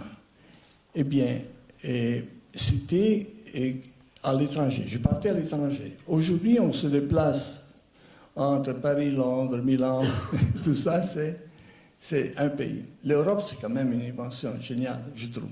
Je trouve que c'est génial. On a encore pas mal de problèmes, mais c'est quand même génial. Et désormais, on se retrouve un petit peu plus facilement citoyen d'Europe. Un petit peu plus compliqué être citoyen du monde, je suis d'accord. Mais quand on me pose la question, est-ce que tu te sens italien ou quoi? Je pense que la chose première que je sens en moi, c'est je me sens européen. Je ne rigole pas, enfin, je ne parle pas le français comme un français. Nous avons un fils qui parle le français parfaitement, oui. Mais je me sens français. Et je me sens italien. Et je me sens même allemand. Et je me sens même anglais. Et c'est, puisqu'au fond, on a en commun quelque chose. On a un dominateur commun qui est, j'ose dire, une attitude un petit peu plus humaniste. Enfin, on a une histoire derrière. On est comme des nains sur les épaules d'un géant. Il y a quelque chose qui nous... Et il y a ça. Mais si je dois terminer sur une note un petit peu plus poétique, il faut dire que la seule chose qui me manque, c'est un petit peu la mer. L'eau. L'eau me manque. L'eau salée, je veux dire. Il y a de l'eau à Paris, mais elle n'est pas salée. Merci. Il y a une question là-bas. Bonjour.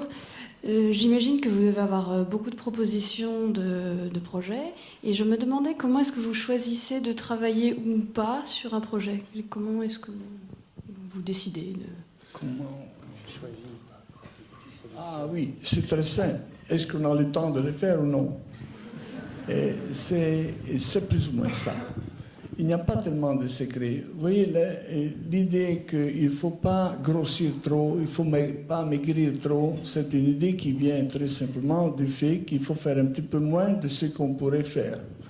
Et c'est ça, on tâche de garder... Et finalement, il y a des moments dans lesquels on ne peut pas. On ne peut pas, tout simplement, on ne peut pas. Et la règle est simple, si on ne peut pas, on ne peut pas. Franchement, il y a aussi des projets qui sont plus intéressants, d'autres dans lesquels on vous cherche manifestement comme petite cerise. Et ça, c'est le drame. Et, puisque dès qu'un architecte est un petit peu connu, il y en a certains ici dans la salle qui me comprennent parfaitement, et ça devient un drame. On vous cherche puisque vous êtes devenu une jolie cerise à mettre sur le gâteau. C'est comme si on était invité à jouer du violon dans un bordel, quelquefois. Et c'est pas gentil. Il ne faut pas le faire. J'exagère un petit peu, mais quelquefois c'est vraiment comme ça. Et là, on dit non tout de suite. Si on est invité comme cerise, c'est légèrement moins méchant, mais c'est toujours mauvais. Et tout bêtement, après, quand on ne peut pas, on ne peut pas. Mais évidemment, on préfère, si c'est possible, faire des projets publics, enfin publics, recevant du public. Mais ce n'est pas parce que c'est plus chic, c'est tout bêtement parce que c'est quelque chose qui fait des villes, enfin, soyons honnêtes, la connaissance, la culture, le savoir font les gens des gens meilleurs. Ils font les gens plus curieux. C'est différent. Et du coup, les bâtiments qui sont faits pour la connaissance, pour le savoir, que ce soit des bibliothèques, que ce soit des lieux de la musique, que ce soit la recherche de la beauté, de la connaissance, bien sûr, ces bâtiments rendent les villes des lieux meilleurs dans lesquels vivre. C'est hors question. Alors évidemment, si vous avez des forces limitées, ce qui est le cas, puisqu'on ne veut pas faire plus que ça, c'est d'habitude mieux de faire des bâtiments qui ont un intérêt public plus fort. Mais ce n'est pas une règle absolument rigide, ce n'est pas une méthode. J'ai envie de prolonger la question en disant que quand on regarde l'œuvre sur 5 décennies, en fait, il y a très très peu de logements. Il y a la rue de Meaux, magnifique projet pour la RIVP ici à Paris. Il y a Trento, là qui est dans l'exposition, évidemment, dans le Haut-Adige, presque à la frontière autrichienne, et puis assez peu d'autres choses. Donc est-ce qu'il y a beaucoup, est-ce que à l'agence vous sélectionnez les clients au point de dire non, les promoteurs de logements, non? Non. C'est qu'il n'y a pas de promoteurs de logement qui nous cherchent très souvent, c'est tout. C'est l'inverse. C'est l'inverse. Mais non, au contraire, c'est noble, c'est magnifique. On a beaucoup aimé travailler désormais, il y a 30 ans, je pense, rue de Meaux. On a beaucoup aimé ça. C'était pas... je crois que Bernard doit être là quelque part. Ça fait 30 ans désormais. Et c'est bien, puisque, encore une fois, et ça ne fait pas peur, les contraintes. Au contraire, il y a un petit peu trop de gens qui pensent qu'il ne faut pas avoir des contraintes. Or, bien sûr, la liberté, elle est fondamentale, de tout point de vue. Mais les contraintes, quelquefois, dans notre métier, sont plutôt bienvenues, puisqu'elles vous obligent à centrer les efforts dans une direction plus précise. Au lieu de disperser l'énergie un petit peu partout, on la concentre sur... Alors, ce n'est pas tellement les contraintes qui font peur.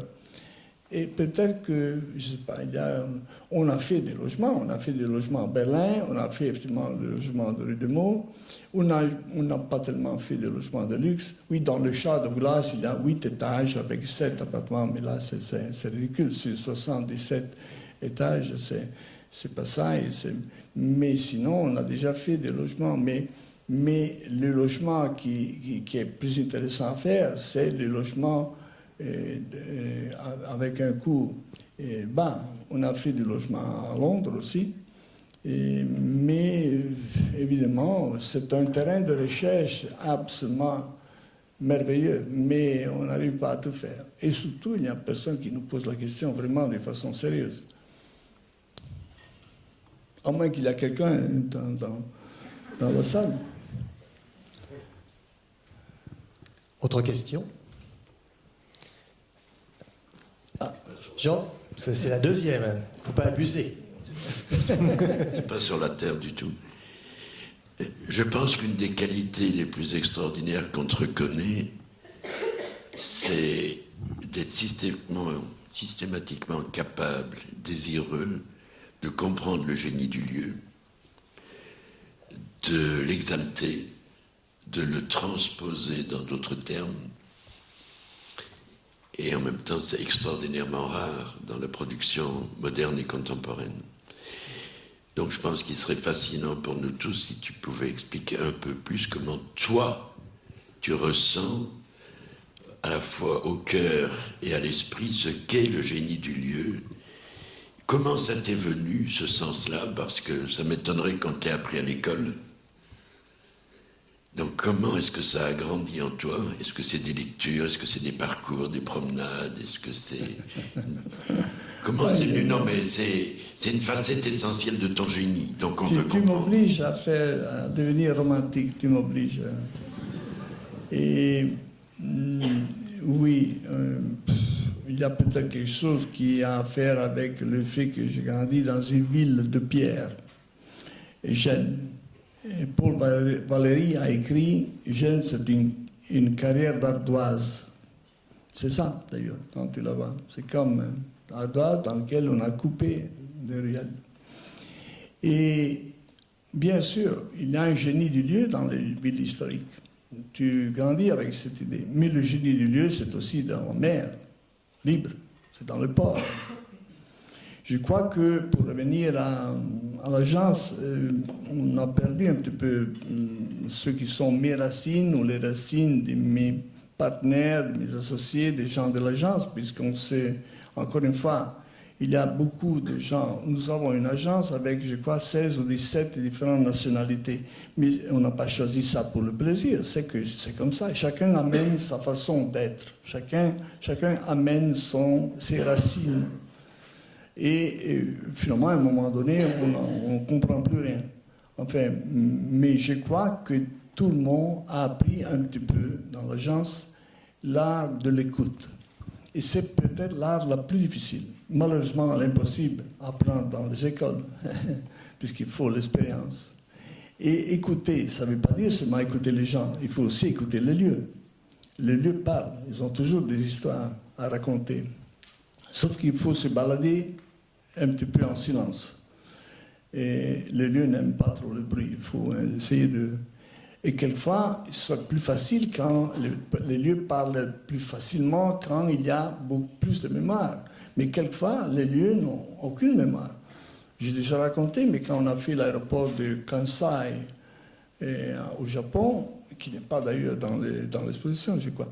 Bon, mais on est parti avec Peter Rice, l'ingénieur génial qui nous a accompagnés, après malheureusement il nous a quittés, jamais oublié, avec Peter Rice et Norio Okabe qui était de l'agence, on est parti et on a dit aux Japonais, on veut laisser sur place, on veut écouter le génie du lieu.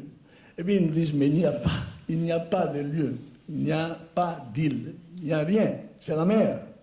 Eh bien, bon, on a quand même pris un bateau, on est allé, on a mouillé, et après on est resté 4 heures sur le bateau qui faisait comme ça, chercher le génie du lieu.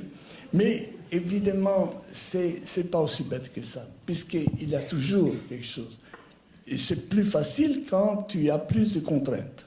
Quand tu as une rue dans une ville forte, non, là tu as les contraintes géométriques, c'est plus facile. Alors le génie se cache justement. C'est pour ça qu'il est petit. Le genius loci, disaient les latins. Le petit génie du lieu. Mais il faut, quelquefois, il ne vient pas tout seul, il vient avec les gens qui habitent le lieu. Et tu sais combien c'est difficile d'écouter les gens, parce que quelquefois, ce n'est pas ceux qui ont plus à dire qui parlent, malheureusement. Et au moins, plutôt, ceux qui parlent, qui ont beaucoup de choses à dire, quelquefois ils parlent avec une voix très faible. Il faut savoir, et c'est plus facile quand tu as un client qui veut une maison, voilà. Mais on n'a pas ça pratiquement jamais. Quand le client est la communauté, qui construit une université à West Harlem, ce n'est pas n'importe quoi. West Harlem, c'est un lieu plutôt délicat pour construire.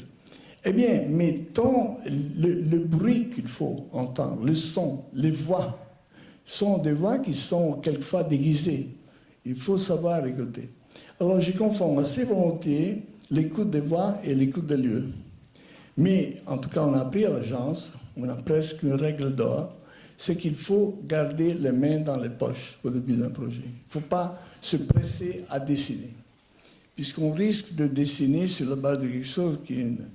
Et on a appris un petit peu ça. On a une petite règle, par exemple, qu'il ne faut pas dessiner, il ne faut pas commencer si on n'a pas passé du temps sur place. Et là, je crois que tout le monde a appris un petit peu l'art de construire des hologrammes. Enfin, je parle de ça parce que... Comment ça s'est passé? Pardon? Pour comprendre l'esprit du lieu des Kanaks, qui est quand même un de tes plus beaux projets, un de tes plus inspirés, comment tu as compris l'esprit du lieu des Kanaks? Les Kanaks? Ah oui, en devenant Kanak. C'est facile, puisque je ne rigole pas, on était devenu un petit peu Kanak. J'étais parti sur ce lieu avec ma femme comme voyage de noces.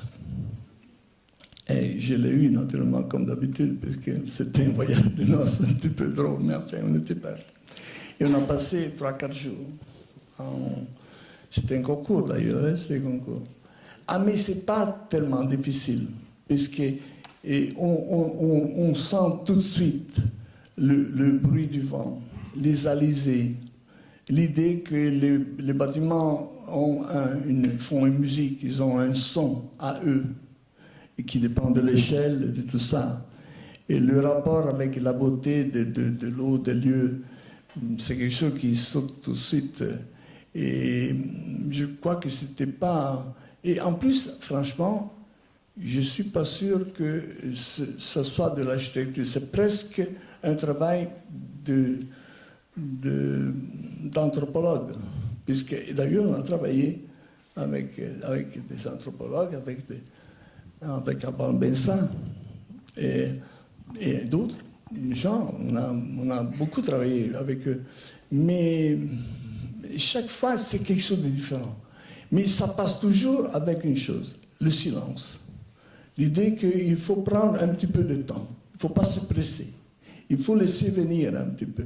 Pas trop, mais il faut laisser venir. Et cette histoire de l'hologramme, je termine vite. L'hologramme, c'est très simple. C'est que je connais beaucoup de musiciens, c'est une art que j'adore, qui ne quittent jamais la musique. Je connais un pianiste qui joue le piano même sur l'avion, mais dans sa tête, naturellement. Ou il se promène sur la plage, je fais de la voile avec lui, il a toujours le son du piano. Il répète, il repasse tout le temps. Eh bien, c'est aussi un petit peu pour l'architecte. Tu prends l'habitude, tu prends l'habitude et c'est pour ça qu'il faut se promener sur place, puisque tu te promènes sur place et tu prends l'habitude à photographier et mettre dans ton petit personnel hologramme tout ce que tu vois. Et après, tu as des repères et tu tâches de comprendre, puisqu'il y a un problème dans l'architecture. C'est le plus difficile de tout, c'est l'échelle. C'est là qu'on se trompe. Puisque pour le reste, on fait des dessins, on fait ça et on fait ça. On fait maintenant des dessins de synthèse magnifiques, quelquefois même trop. Et on peut tout comprendre, les fragments. Mais il y a une chose qui est difficile à comprendre, impossible à comprendre, sauf dans la tête. C'est l'échelle. La présence d'un bâtiment dans le lieu. Et là, il n'y a rien à faire. Il faut apprendre à jouer la musique dans sa propre tête. Ou sinon, à construire l'architecture dans sa propre tête. Je vois des bras qui se lèvent au fond.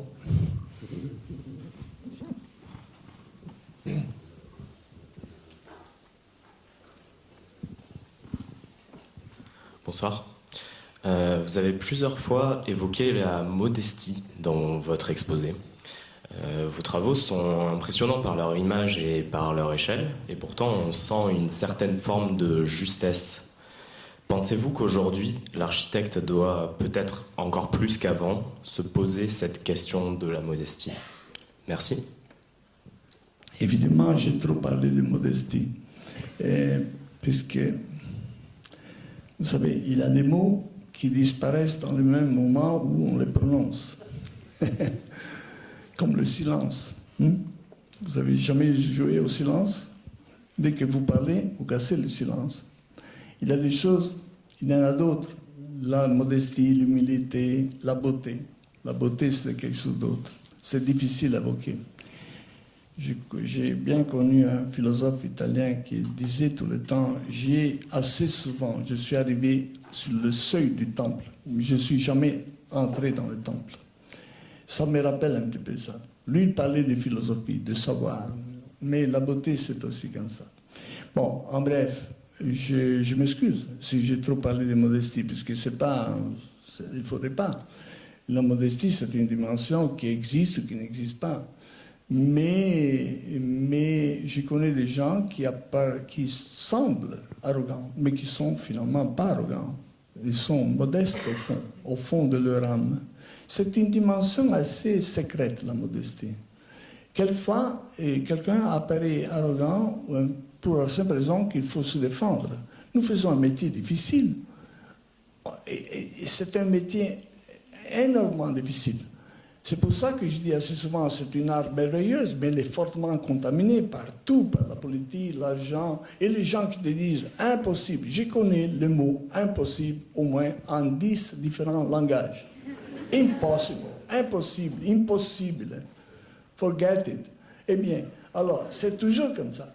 Alors, évidemment, quelquefois, on n'est pas arrogant, mais il faut se défendre. Et je connais moi-même, quelquefois, je peux-être plutôt, je me fâche.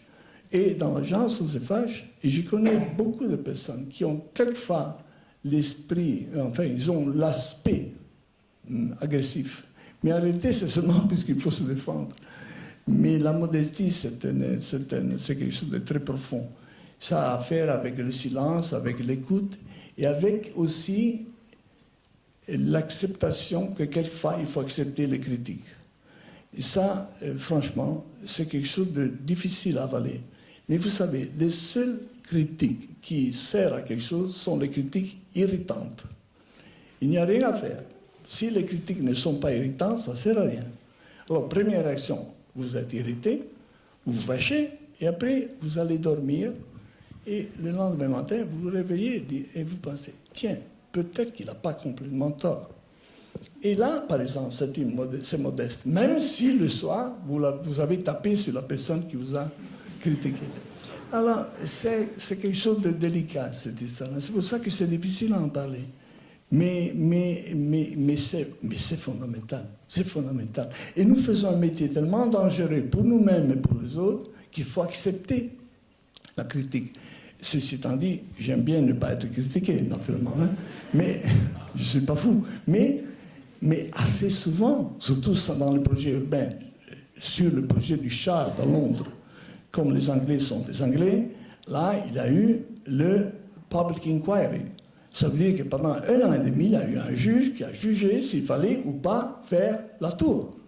Eh bien, on a entendu tout. On a entendu tout. Et franchement, je ne peux pas dire que les critiques étaient toujours mauvaises. Quelquefois, elles étaient sûrement irritantes, mais peut-être pas inintéressantes.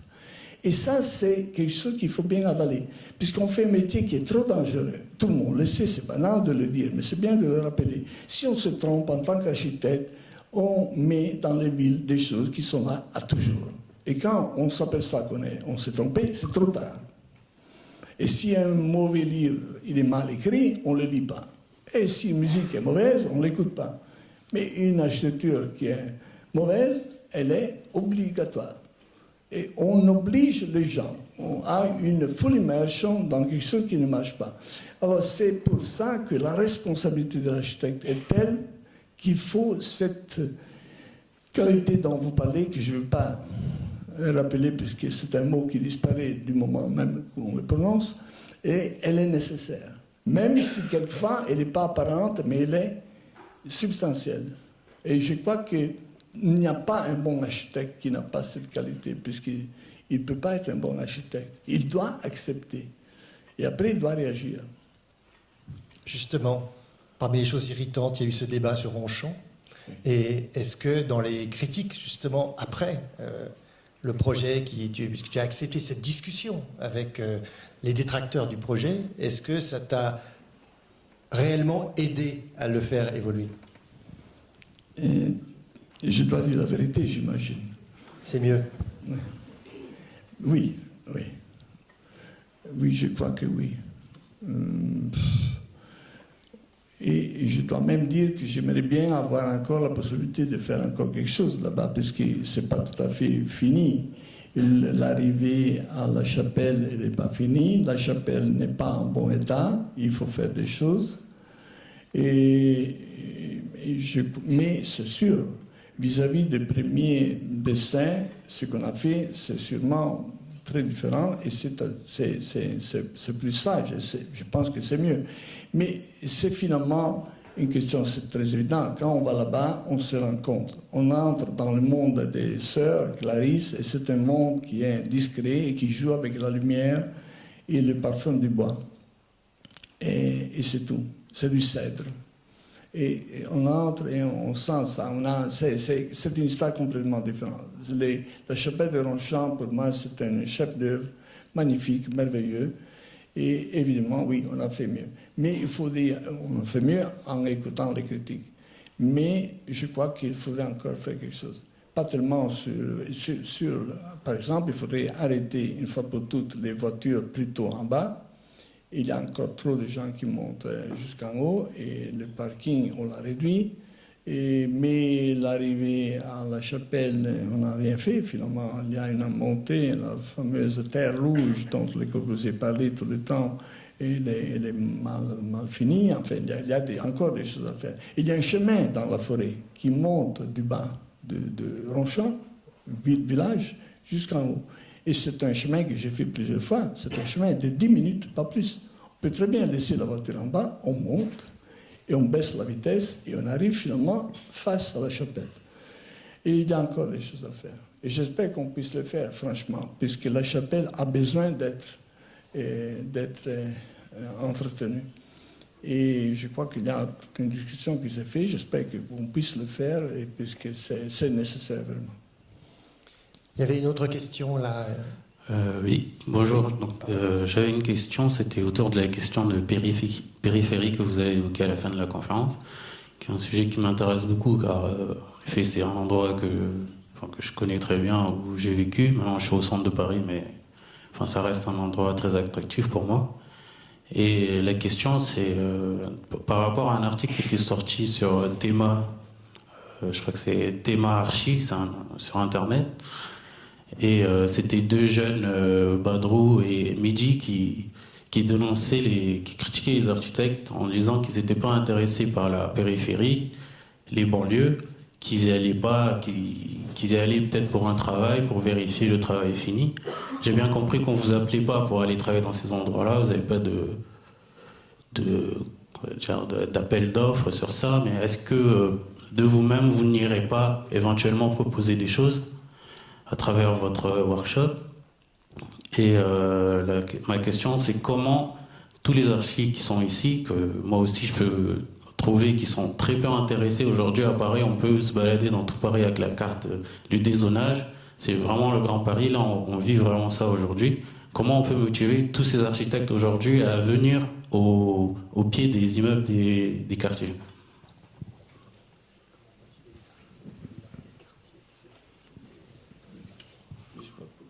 Excuse-moi, mais je n'ai pas compris bien la question. La question, c'est comment motiver les architectes? Excusez-moi. J'aurais dû faire un petit papier comme le monsieur devant. Ah. Et moi, j'ai trouvé... Enfin, c'est pour les architectes, ou tu parles de moi ou des autres architectes, des jeunes?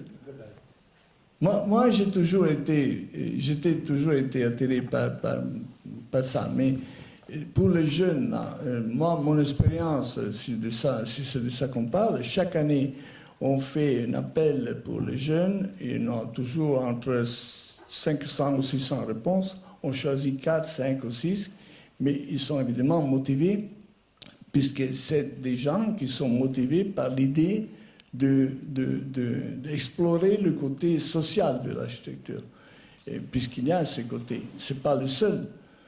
Moi, j'ai eu la chance de grandir chez moi. Mon père était bâtisseur, après constructeur. Après, j'étais à Milan chez Franco Albini, j'ai fait le métier. Mais en même temps, en 64, on occupait l'université à Milan. Hein? On faisait notre petit 68, mais 4 ans avant.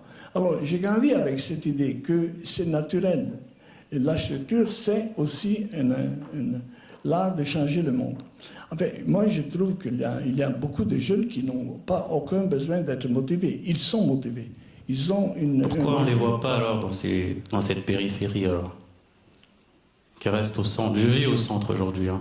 Je les vois, je sais, il m'arrive d'y aller, mais on ne les voit pas dans ces périphéries.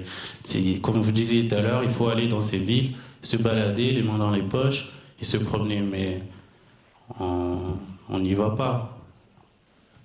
Mais malheureusement, c'est des gouttes, mon cher ami, c'est des gouttes qu'on fait. On ne peut pas imaginer ce dont je parle. Moi, on fait des gouttes. C'est des petites choses, mais on les fait. L'année dernière, il y a eu il y a eu des milliers, 70 000 jeunes qui ont fait leur thème de maturité à la fin de l'école sur les périphéries. En fait, c'est une conscience qui doit grandir. Évidemment, ça ne sera pas avec ni les jeunes qui travaillent avec moi, ni malheureusement avec les jeunes qui sont à côté qui travaillent. Ça ne sera jamais suffisant. Il s'agit seulement de faire grandir une conscience que c'est comme ça qu'on va changer une par une, on va changer les périphéries. Je n'ai pas compris, c'est plutôt amer ce que tu dis. C'est qu'en tout cas, ça ne sert à rien. Ou non? Je n'ai pas compris. Puisqu'évidemment, si on veut mesurer qu'est-ce qu'on arrive à faire avec ce qu'on dit, mais c'est petit, puisque c'est une question hautement politique, évidemment. Ça a à faire avec l'architecture et politique. Ils le disent dans l'article de Mehdi et Badrou, qui sont deux jeunes, qui disent l'acte architectural est politique, et que la politique s'étend au-delà de la périphérie, enfin du périph'. Donc aujourd'hui, cet acte politique, pour les jeunes architectes et pour tous les architectes, elle doit faire acte dans les cités, dans les parcs qui sont autour de ces cités, etc. Donc je ne sais pas vraiment, c'est une critique que j'ai donnée à quelque chose, mais c'est juste que dans vos paroles, j'aimerais entendre que peut-être si vous partagez ou vous ne partagez pas, et que vous poussez quelque part, vu que tous ces gens sont déplacés pour vous, quelque part, justement, leur montrer ce qui peut être bénéfique à aller chercher ces nouvelles aventures-là, ces sites et ces nouvelles contrées, ces nouveaux beaux projets qui peuvent naître dans ces lieux-là. Je crois que il voudrait vraiment entendre, mais je crois que c'est évident que l'architecture est politique. Je pense que tous les gens dans cette salle le disent et le prouvent même dans leurs projets au quotidien. Et donc dans ce projet sur la périphérie, dans cet appel justement en Italie, la situation avec ce groupe que tu as formé, ici avec les 110 étudiants qui se sont mobilisés avec leurs enseignants sur cette réflexion, et évidemment, il voudrait que tu précises ce que tu en attends, si j'ai bien compris la question sur cette... Mais j'attends que tout le monde... Je crois qu'on est en train de dire ce que je pense absolument, sauf que je n'arrive pas à entendre trop bien, je m'excuse. Mais c'est évident qu'il s'agit de faire accepter à tout le monde que l'architecture, bien sûr, tout le monde le sait, c'est une activité politique, c'est sûr. D'ailleurs, ce n'est pas seulement l'architecture. On peut être journaliste et avoir un rôle politique. Chacun fait la politique avec ce qu'il sait faire. Chacun a eu un don, une habilité. Quelqu'un sait écrire, quelqu'un sait faire de la musique, quelqu'un sait faire de la politique active, quelqu'un sait construire. Et bien sûr, c'est sûr que parmi les métiers, celui de l'architecte, c'est sûrement un parmi les plus politiques, c'est sûr. C'est l'art de construire la police. Et je ne veux pas trop revenir sur cette histoire, mais c'était absolument clair. Le serment des Athéniens, quand ils étaient élus, c'était très simple. Et quand un Athénien était élu, il allait sur l'agora et disait « Je vous promets, Athéniens, de vous rendre Athènes plus belle, plutôt meilleure, de ce que vous m'avez donné. » Voilà, c'est ça. Fin du discours. C'était ça. Alors, évidemment, l'art de la politique, de la police, de construire, c'est des arts qui se retrouvent ensemble. Ce qu'on fait à travers ce que je fais très modestement, vraiment, là j'utilise le mot modestement, puisque c'est très peu. En Italie, c'est très peu. Ce que vous faites ici, modestement aussi, c'est modestement, inévitablement, c'est pas beaucoup, mais c'est quand même beaucoup de jeunes. Mais ces jeunes, c'est une semence. L'évidence que l'architecture est un art politique, un art public, devient de plus en plus forte. Et je pense que c'est ça, mais on est bien d'accord, c'est ça. Sauf qu'il ne faut pas espérer de changer le monde en 2 moments. L'architecte, d'ailleurs, il ne peut pas changer le monde. L'architecte, il ne fait rien d'autre que matérialiser les changements qui se produisent. Mais dans les banlieues, c'est sûr, dans les banlieues et dans la périphérie, c'est évident qu'il y a un grand thème. C'est ce que j'étais en train de dire. Il y a un grand thème. Et pour moi, ce n'est pas un thème pour les prochains 10 ans, c'est un thème pour les prochains 50 ans. Il y aura plusieurs générations. Mais ça commence quand même. Ça commence quand même. Des petits signes partout. Ça commence et je vois les signes. Et tu sais, l'architecture, c'est toujours un petit peu comme ça. Hein? Ça change, il y a des ondulations et tout ça, mais il y a quand même une ligne droite qui est l'art de construire la ville. Et ça reste. Et je ne suis pas sûr d'avoir répondu, mais si je te croise dans les couloirs, je te comprends mieux. Merci. Mais est-ce qu'on peut dire que justement l'architecte dans la périphérie, il peut aussi créer les conditions de la fertilisation dont tu parlais tout à l'heure? On peut parler de ça, tu as parlé de fécondation, de fertilisation. Est-ce que c'est lui, par cette force de proposition il peut créer, parce qu'on est bien d'accord que les politiques doivent porter les projets, mais il peut aussi les créer, comme tu as parlé de laboratoire, donc fertilisation. Oui, je crois que si on commence à parler de ça, ça peut durer longtemps, parce que c'est un thème qui me passionne, mais c'est vrai que dans les périphéries, d'abord, la première chose, la plus importante, c'est le mix des fonctions. Et générationnel, et aussi économique, évidemment, et technique. C'est tout à fait par là qu'on commence. Et ça, évidemment, ce n'est pas malheureusement seulement le métier de l'architecte, c'est le métier de la politique, bien sûr. Mais il y a aussi l'art de féconder les périphéries, en faisant des lieux publics, de rencontres, puisque c'est là que le secret existe.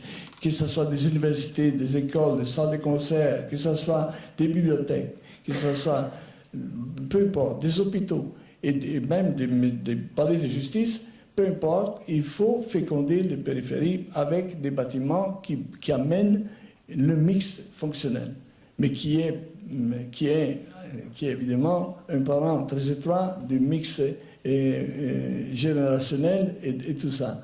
Il y a ça, mais il y a les transports publics. Il y a une grande chose magnifique, merveilleuse, qui est la beauté de la nature. Il y a une chose, au moins sur les périphéries, qu'on ne peut pas voir dans le centre historique, et c'est des espaces.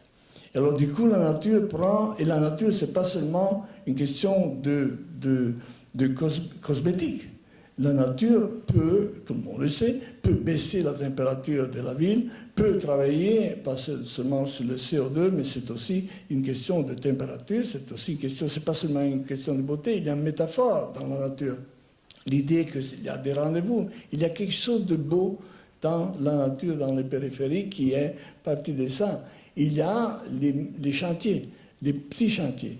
Je crois qu'il y a une chose très importante. À part l'idée de mettre dans les périphéries des lieux publics, il y a aussi des petits chantiers, quelquefois assez petits, mais qui ont besoin de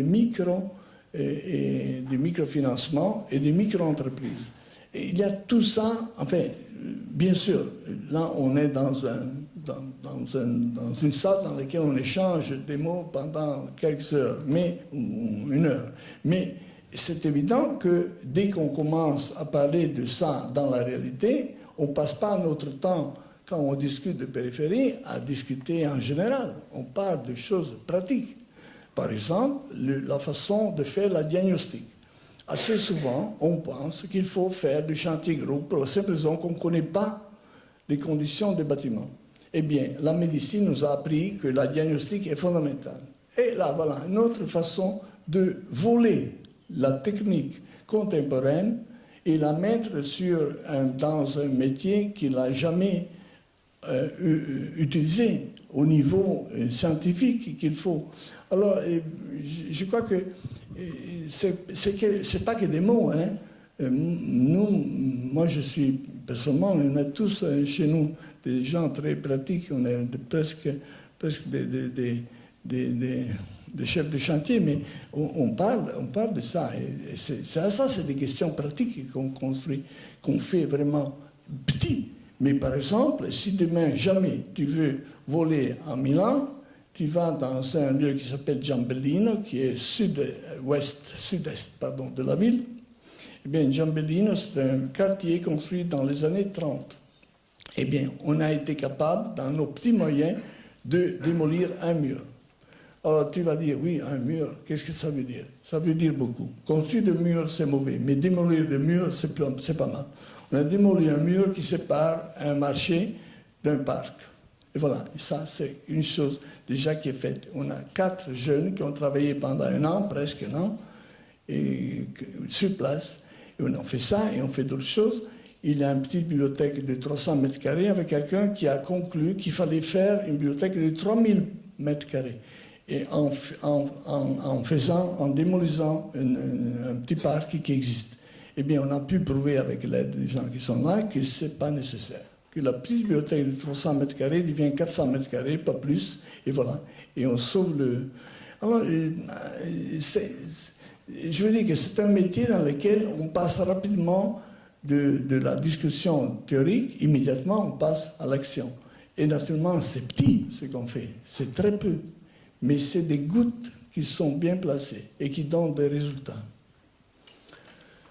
Bon, je crois que... Bonjour. On va prendre une ultime question. Je ne sais pas. Je vois un bras qui se lève tout au fond. Oui, allez-y.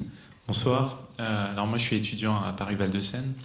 Je voulais continuer en fait sur l'idée des périphéries. Vous avez donc pas mal parlé de la fertilisation des périphéries avec des bâtiments publics. J'aimerais connaître votre vision en fait future sur le développement de ces périphéries au travers de bâtiments publics, du coup, qui pourraient développer ces villes et justement, pour revenir sur la question de tout à l'heure, amener les architectes véritablement vers les périphéries. Et pensez-vous que ces bâtiments publics puissent assumer le développement exponentiel d'une ville sur la périphérie d'une grande ville comme celle de Paris aujourd'hui? Ça dépend de quel type de bâtiment public. Mais évidemment, les bâtiments publics, ils sont par nature des fertilisants, puisqu'évidemment, ça amène des activités associées aux bâtiments publics. Et il y a évidemment faire une université dans la périphérie, ça amène naturellement un mélange générationnel, ça amène évidemment un mélange. Mais c'est sûr que c'est une des choses qu'il faut faire. Ce n'est pas la seule, évidemment. Si on fait une hiérarchie, peut-être que le transport public, c'est peut-être la première chose, la plus importante. En plus, il ne faut pas généraliser. Je ne veux pas généraliser entre la périphérie ou les banlieues parisiennes, la périphérie de Londres, les suburbs. Tu sais, les suburbs de Londres, ce n'est pas tout à fait la même chose. C'est quelquefois assez intéressant, mais assez souvent ennuyeux, mais ce n'est pas dangereux du tout. Et même à New York, si tu parles à New York des suburbs, ce n'est pas tout à fait la même chose. Et c'est difficile à généraliser.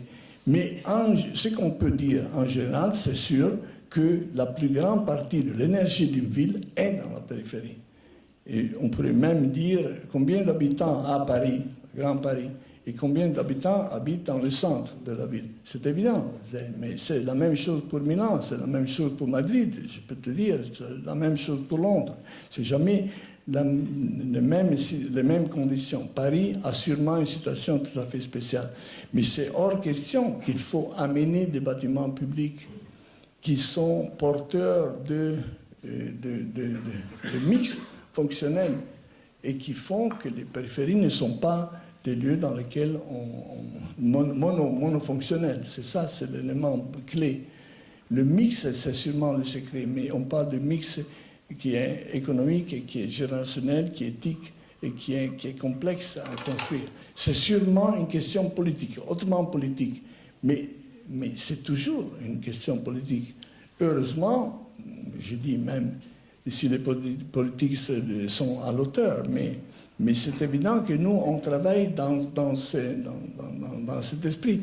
Et que je sache, nous, par exemple, je parle de New York, l'idée de construire le nouveau campus de New York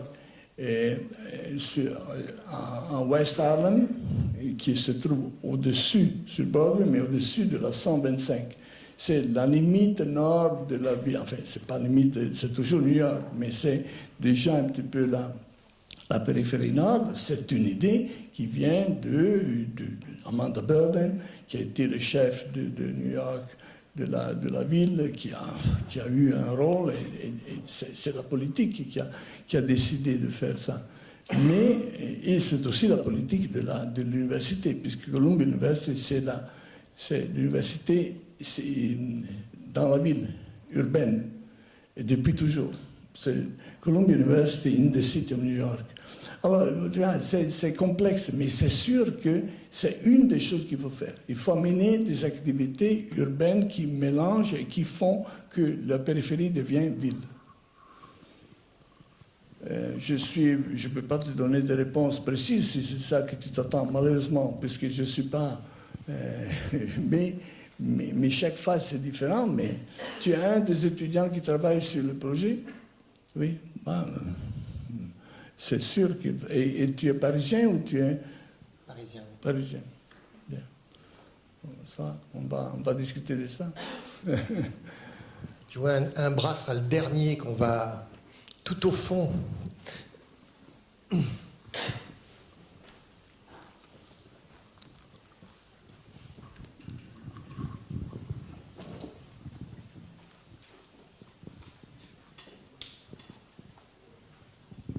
Bonjour. Moi, je voudrais vous avez montré une photo de l'épine en verre à Londres, et vous avez dit que cet espace apportait quelque chose à la ville. Or, en ce moment à Londres, et je pense que c'est pareil dans beaucoup de pays du monde, l'espace public qui devrait structurer la ville est complètement privatisé, stérilisé. Et finalement, il a plus du tout la même fonction que l'espace public dont vous parlez en fait. Donc il y a ça que je voulais notifier, et c'est une question que je vous pose parce qu'aujourd'hui, la politique n'a plus d'argent du coup, pour faire des énormes espaces publics structurants ou pour répondre à cette question que vous posez. Et sinon, il y avait une autre chose que je voulais dire. C'est que... Excusez-moi, je suis un peu stressé. Déjà, on peut répondre à la première question sur la privatisation de l'espace public. En fait, est-ce qu'à l'origine, la tour multifonctionnelle de Shard était prévue comme un espace public qui ensuite est devenu payant, ou bien parce qu'on avait tous compris au début que c'était comme la Piazza Beaubourg qui venait en hauteur. J'aurais bien aimé, mais non. C'est malheureusement toujours pas facile de faire. Oui, j'aurais bien aimé qu'on puisse monter jusque là-haut gratuitement. Je me suis même battu pas mal sur le coût de ce voyage jusque là-haut. Mais il faut quand même pas oublier une chose, c'est que les projets, ils ont un poids qui va au-delà Oui, il y a eu beaucoup de discussions même sur le fait qu'il y a des appartements très chers là-haut. Tellement chers qu'ils n'ont jamais été vendus, ils n'ont même pas essayé de vendre. Et ça ne me rend pas heureux du tout. Mais c'est aussi vrai que cette tour a donné à l'espace tout autour les moyens pour refaire, pour commencer à refaire, puisqu'il y a encore au moins 4 ou 5 ans de travail à faire, mais ce que les Anglais appellent le public realm, c'est-à-dire les espaces communs. Sadak, c'est la partie médiévale de la ville. C'est pas loin d'ailleurs là du théâtre de Shakespeare et tout ça. Et là, quand ils ont construit en 1800 et quelques le chemin de fer, ils ont fait tout un règne de ténèbres au-dessus. Et du coup, il y a tout un travail qu'on a fait, qu'on est en train de faire encore sur le chemin de fer, sur le lieu public en bas.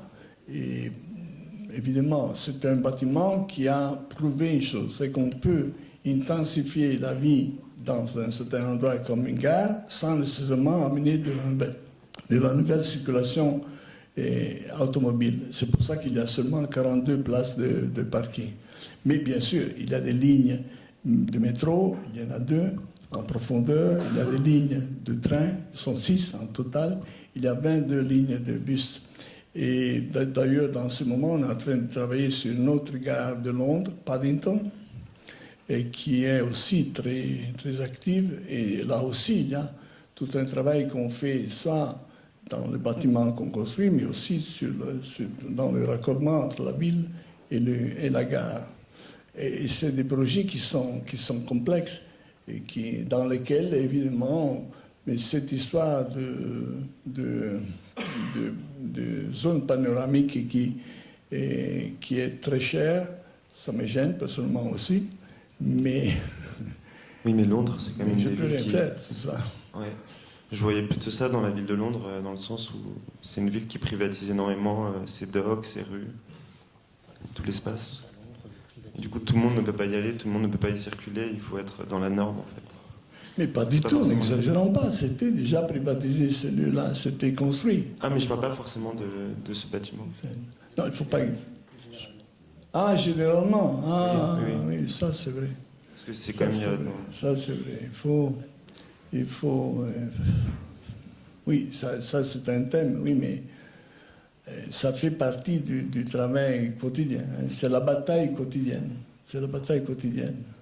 En faisant des lieux publics, d'ailleurs dans le Whitney que je montrais tout à l'heure, et à Chelsea, et la façon pour en sortir, c'était de soulever le bâtiment, de laisser passer la zone publique au-dessus. C'est une idée banale peut-être, mais ça marche plutôt. Et même je n'ai pas montré, mais même sur le campus de Columbia, l'idée c'est que les rues sont ouvertes, puisque le campus est, disons, historique, et qui se trouve sur la 116e et le Broadway, il est fermé. Celui-là, il n'est pas fermé, il est ouvert. Mais c'est très simple, la raison c'est simple. Les rues sont ouvertes et les activités au rez-de-chaussée sont publiques ou semi-publiques. Et les activités de recherche, par exemple sur le cerveau, se passent aux étages supérieurs. Et d'ailleurs, il y a d'autres bâtiments qu'on a construits là, la School of Art et autres choses encore. Mais c'est une façon de faire. Quand il y a très peu d'espace, c'est ça qu'on tâche de faire. C'est une bataille quotidienne de donner à la ville des espaces communs. Et d'ailleurs, c'est une chose qui nous appartient assez. C'est une histoire européenne, je trouve. C'est une des raisons pour lesquelles on est appelé à faire des projets comme ça assez souvent dans le monde, c'est qu'on a une attitude plus humaniste, dans laquelle on est attentif au rapport entre le bâtiment et la rue. C'est un rapport qui n'est pas du tout possessif. Et bien sûr, c'est quand même, c'est vrai, c'est un des grands thèmes de la bataille quotidienne de l'architecte. Merci. J'avais juste une micro-question sur la ville de São Paulo, où justement cette logique de centre-périphérie est assez différente. Le centre est vide et en partie abandonné, et du coup ça bouleverse un peu cette question de la périphérie. Voilà, merci. Bien, je pense que l'heure est venue de remercier Renzo Piano pour ça. Merci.